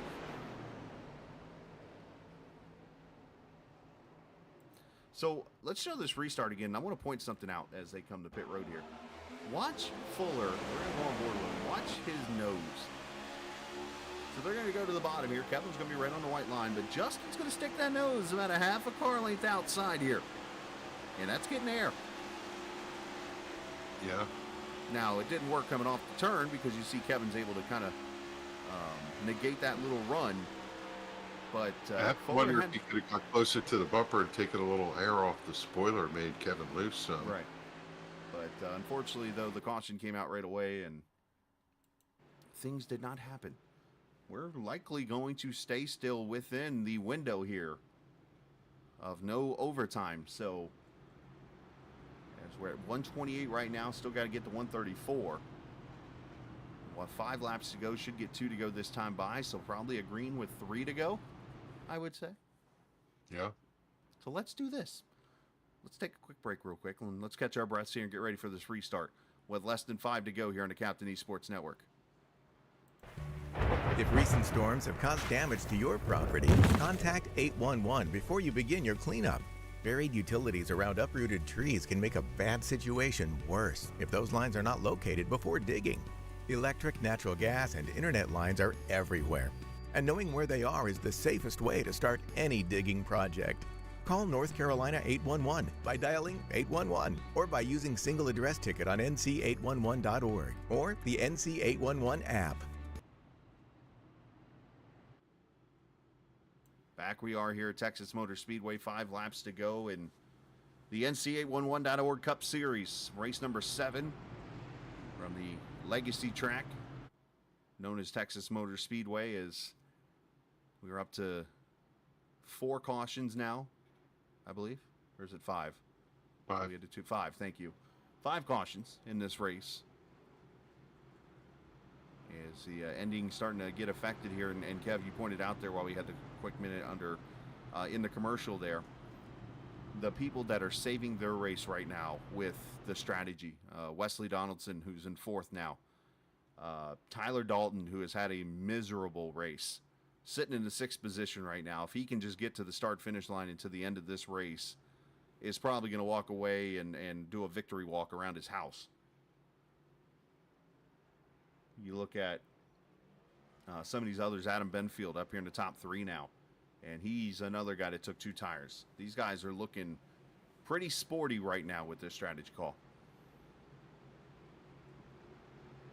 Yeah, no doubt. Tyler was buried, 19th or further back, Yeah. and the track position has helped him. As I think Stoney Benfield was the part that is the lucky dog here.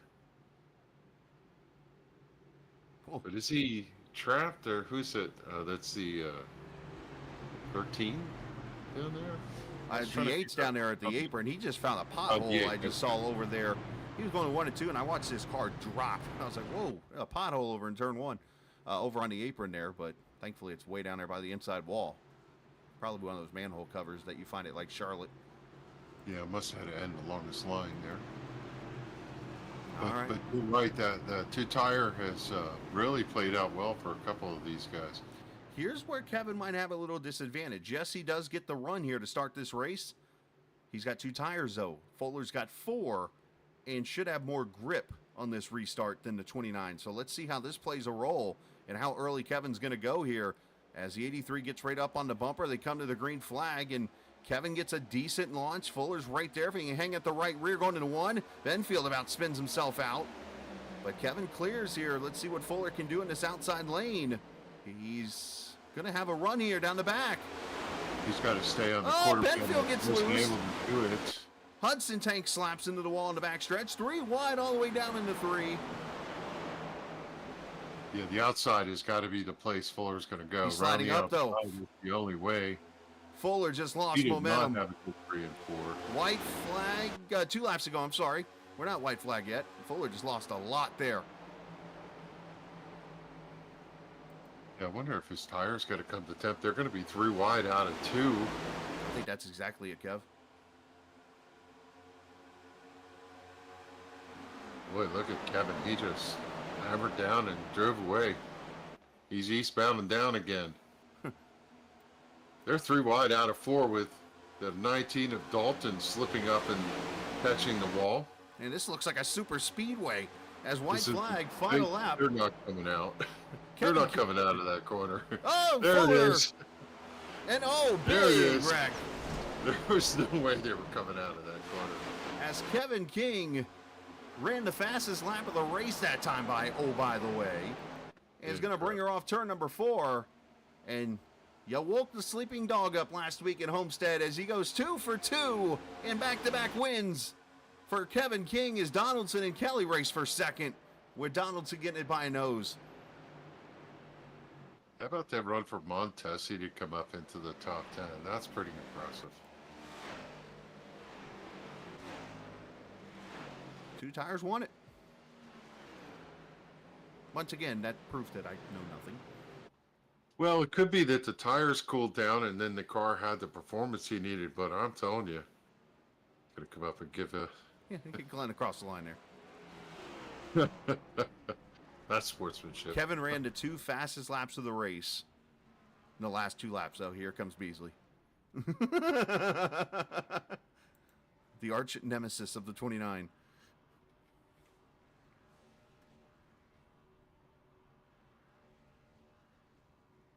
Demo Derby on the front stretch. I think it's a WBD diecast derby. Yes, it is. Well, how about that for the RedGrips.com Camaro? I'll tell you, what a run for Kevin. He got out front, lap 87, and never looked back. And no matter what these guys had at him, he just called the right strategy. I'm with you. I don't know how that 2 tires would have done it, but he made it look easy. He not only got the lead, but drove away from these guys in the final thing. And it does show that track position is supreme for sure here as Kevin was able to secure that win. Yeah, I think you mentioned the key, though, on that restart is the fact that the tires maybe had not gone on the temp for the 51, and I think that, in the end, was his downfall here. And unfortunately, he's going to finish all the way back in 29th. Justin Fuller does as King wins it. Wesley Donaldson second, Mike Kelly third, David Comstock fourth, Josh Parker fifth, Adam Benfield ends up sixth, Donnie Leah sneaks into 7th place finish, Mike Montesi 8th, Tyler Dalton and Cody Giles end up in the top 10, Charles Van Schaik 11th, Robert Fryery 12th, Chad Coleman, 13th, Bobby Wetzel 14th, Rod Mitten ends up in the 15th position. As we look at the rest of the finishing order from tonight, Anthony Calantoni 16th, Brian Macklin 17th, Simley and Mons 18th and 19th, Jobs ends up 20th, Kevin Brown 21st, Gerald Livingston 22nd, Beasley 23rd, Benfield 24th, and Joe Hudson 25th. Wortman, Campbell, Fuller ends up 28th, first car a lap down. We'll go back here in a second to look at that wreck on turn 1 and 2, but Rivera 30th, Yoakum 31st, Sigmund, Medina, Jorgensen, who had an unfortunate contact early in the race, Kevin Stone and Matt Rodolasso, the 36th and final finisher in the race here. Let's go back here and see how, Fuller, unfortunately, was just stuck in a very bad spot there at the end of this race. And unfortunately, they crashed into him. Let's see. We'll take the white flag lap here and get to the replay.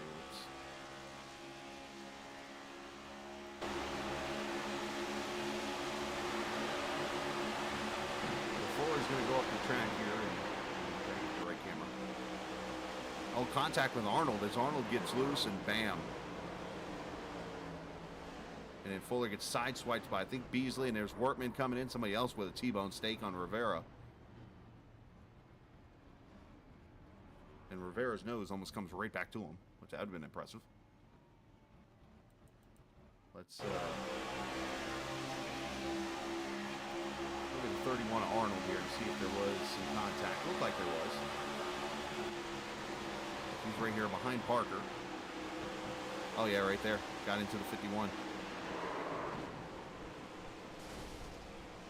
Hit the wall so hard he knocked his foot off twice. When they're running tight on each other like that, and somebody gets down on the apron, it just cascades across the track until it gets to the guy to the outside. Well, the biggest problem for Eric here, is I want to show this one more time, is there is not a single ounce of air getting on his nose right here. I mean, they're 3 wide. There's no air here. So what's going to happen? You get mid-corner here, not to mention you're in on parking, you get tight, bam. Yeah, I think that all set up with the 51 going down into turn 3. He was up in the high side. He knew there were a couple cars in there, and he didn't get a good turn in. Car drifted up all the way through 3 and 4. And on the exit of 4, he just stepped out sideways, got up against the fence, didn't hit it, but that allowed everybody to draw alongside of him, and it was 3 wide on the entry to turn 1. And I saw that, and I knew for sure they weren't coming out the other side. Definitely were. But one guy who did come out the other side in third position, well, he was in front of everything. But what a great run for Mike Kelly, who finishes third here this evening, worked his strategy out to keep yourself up there in the front throughout the night, man. Obviously not the fastest car, but you made a top 3 look pretty good there, and even a close battle for second.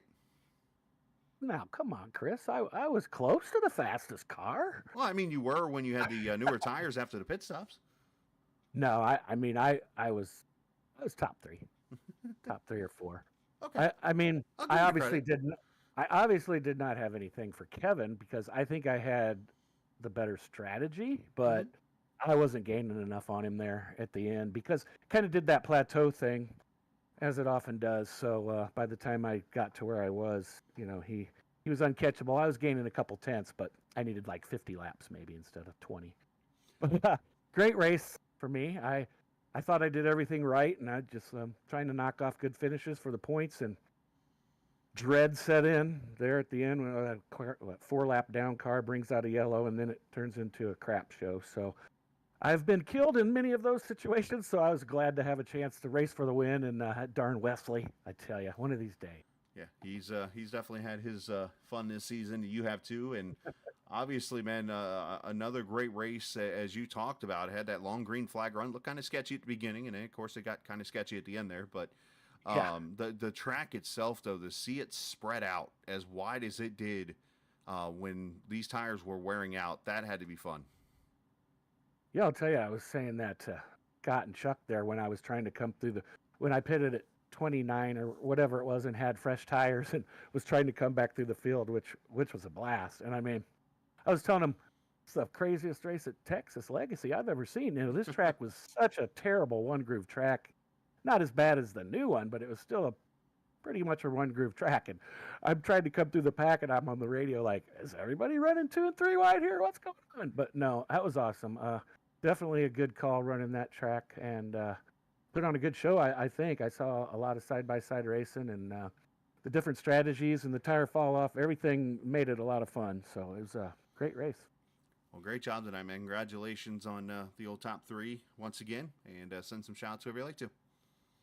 Yeah, shout-out to John Mushton at Voodoo Paints, and shout-out to Ashlyn, his daughter who passed away last year. I told him every time I got on the podium, I'd give her a shout-out. So shout-out to them. Appreciate the paint. Shout-out to you and Kevin and Captain Esports. Can't wait to go watch this one for sure. Thanks to all the admins and sponsors, NC811, Trans Service, WBD Diecast, just everybody who keeps this going. It's just a lot of fun. And shout-out to the Smoking Hot Wife. There you go. Well, great job tonight, man. And well done. And another good points night for you. And we will see you next Sunday from somewhere. I forget. Yeah, where are we? Pocono? Talladega? Is it Pocono? I don't know. Talladega. That's Monday. Sunday night, we are in. This is the awkward pause moment for us. Yeah. I should know this, but I've done forgot.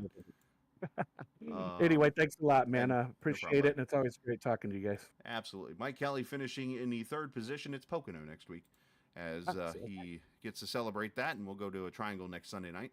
But it's Monday night, and we're going to let Kev talk to the guy who beat Mike Kelly out by literally a few inches.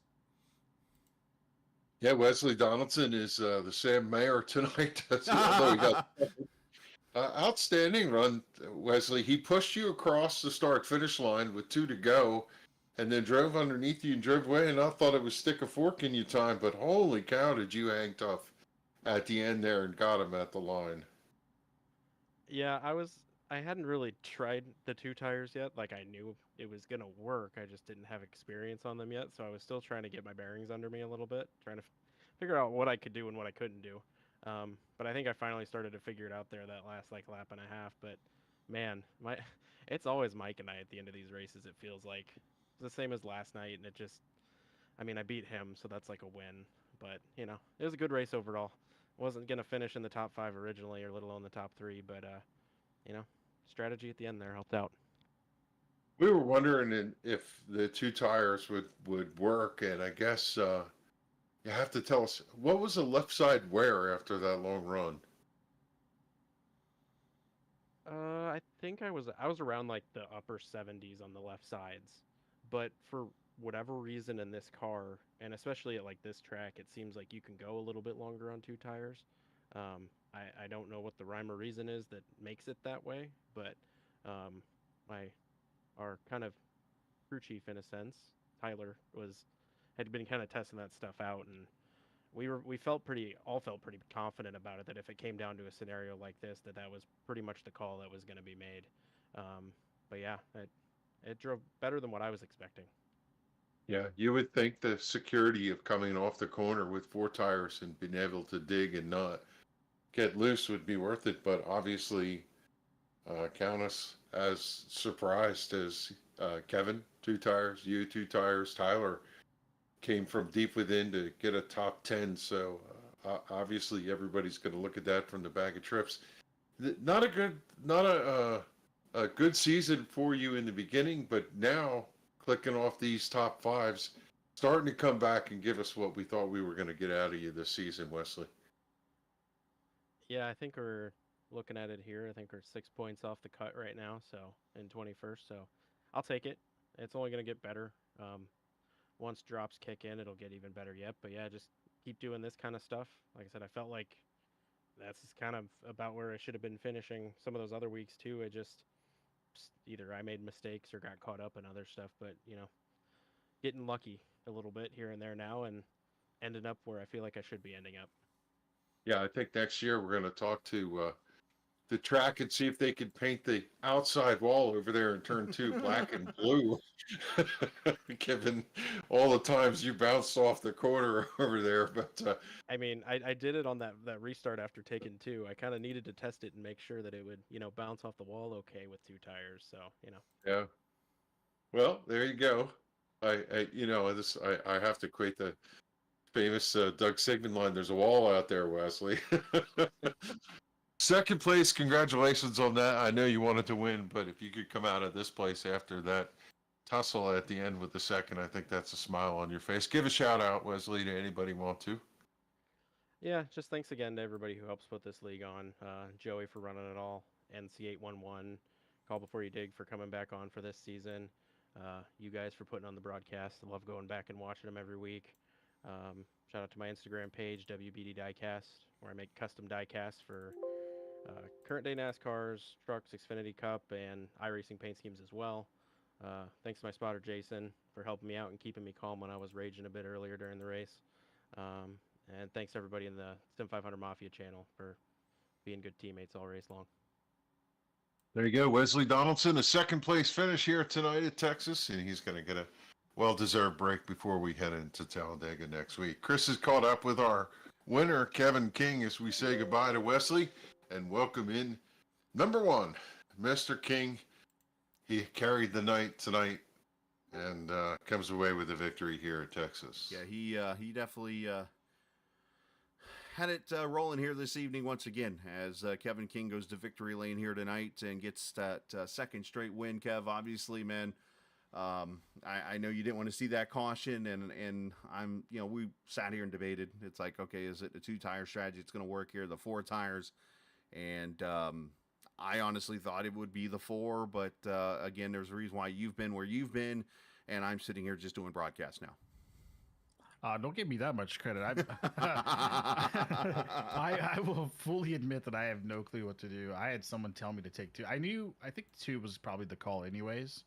But yeah, in my mind, 4 would have been the smart call or the logical call. But every time I think that, it never works out. So I decided to finally do what other people do, and of course, most people took 4, and I was like, oh, here we go. But it worked out.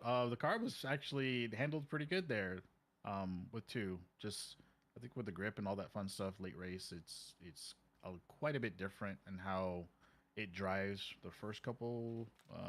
I guess probably first quarter of the race, but yeah, I felt good there. I was pretty happy that I was able to finish that off. I'm sure the 2 cautions there obviously played some help for you.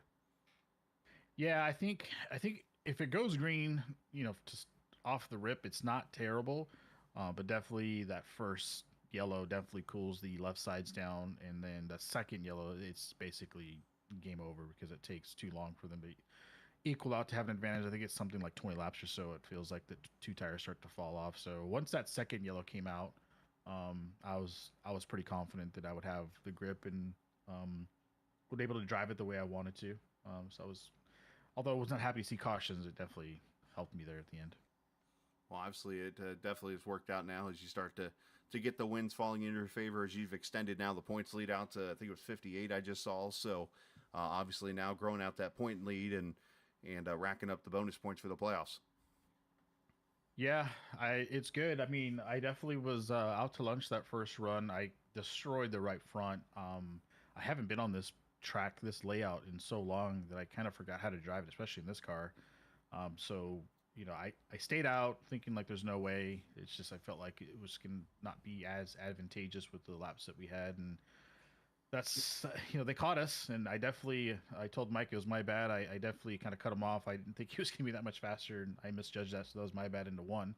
And then Macklin kind of fell off. And I just decided, you know what? I got 4 laps left. Why don't I just short pit, get some clean air, and just kind of ride, and then hope that they stayed out long enough to where I would have like a huge lead, and that's what they did.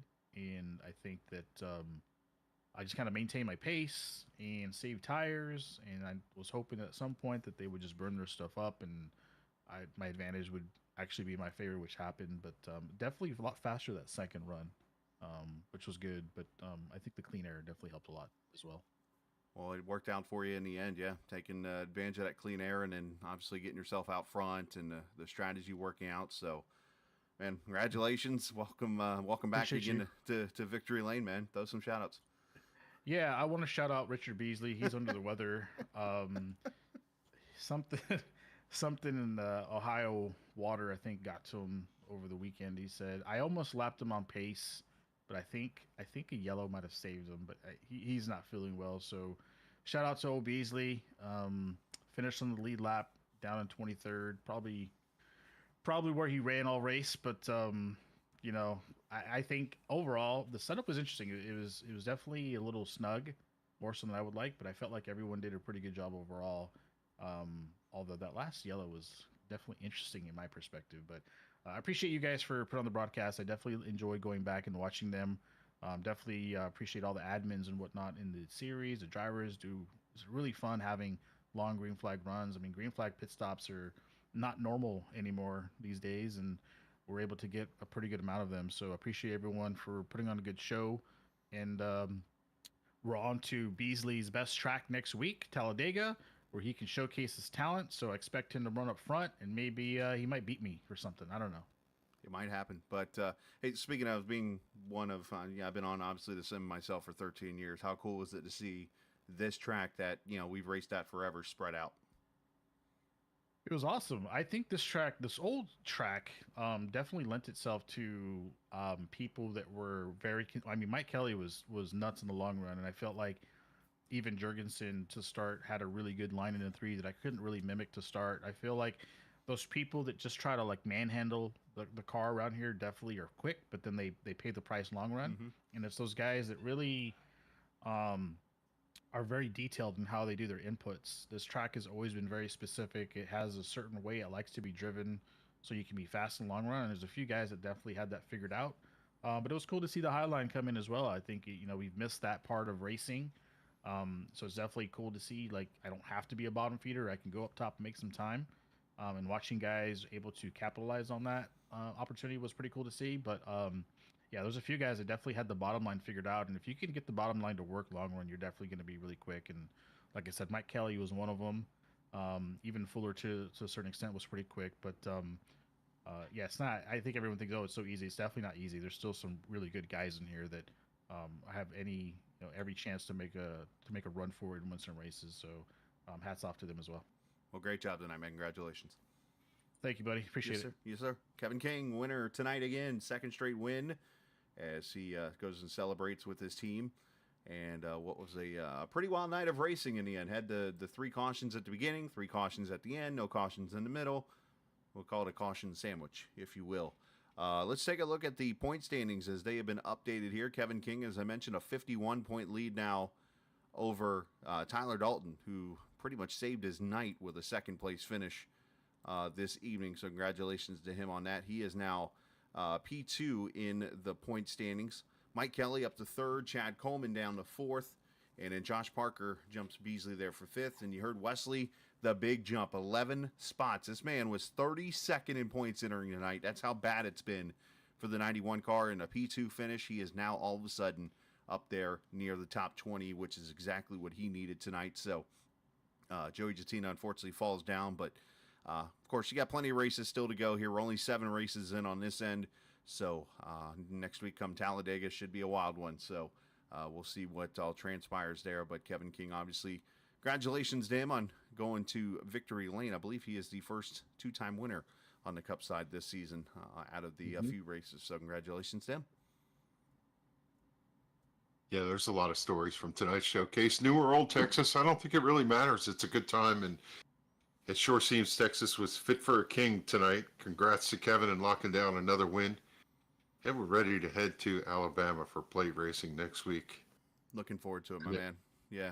And you got to let me do it. Can I do it? Yeah, sure. This copyrighted telecast may not be reproduced, retransmitted, or used in any form without the authorized written consent of Captain Esports Broadcasting. Captain Esports would like to thank you, all our loyal viewers, and we hope that you enjoyed today's broadcast. I love doing that. That's pretty good. Let's compare. Let's see how you did compare to Casey here. This copyrighted broadcast may not be reproduced, reused, or retransmitted in any form without the authorized written consent of Captain Esports Network. Captain would like to thank all of his loyal fans for your continued support, and he hopes you enjoyed today's broadcast. So you did pretty good. That's pretty sporty. Not too shabby, right? That's pretty good. So, obviously, yeah. No, looking forward to Alabama next week. So, Kev, appreciate it, man. And how was the dirt track this weekend? Yeah, good times at Greenwood Valley Action Track. First time out in the 600, had to shake off a couple cobwebs, get the thing handling, and ran the B main, didn't make the A main. First time out, not too bad. 35 cars for a season opener. Pretty strong field they had. Not bad. Well, hey, best of luck and keep working at it. So we'll get there. Absolutely, man. Hey, appreciate you joining us tonight. Yep, glad to be here. Thanks, Chris. Yes, sir. Appreciate Sim500 and, of course, NC811 for allowing us to be part of the broadcast, as always, and be a part of the league, and looking forward to going to Talladega next Monday night. Of course, Sunday night next week, we are at Pocono, so you can come join us for that Sunday night at 8:15 Eastern Time. We got another league race tomorrow night at 8:30, so come join us for that. As 6 nights a week now. I'm a busy man. What else is new? Let's head out, and remember, this isn't just a game. It's iRacing. I'm not complaining about it. See ya!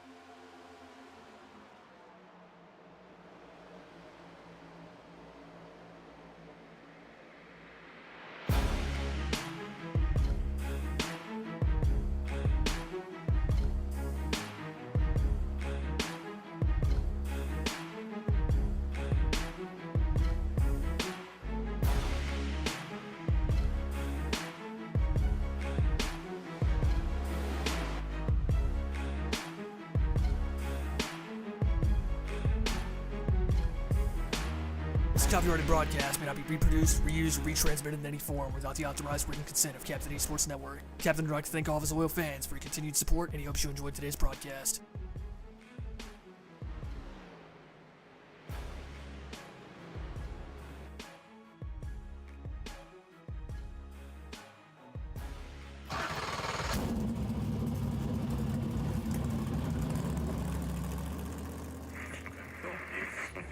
The following is a special presentation.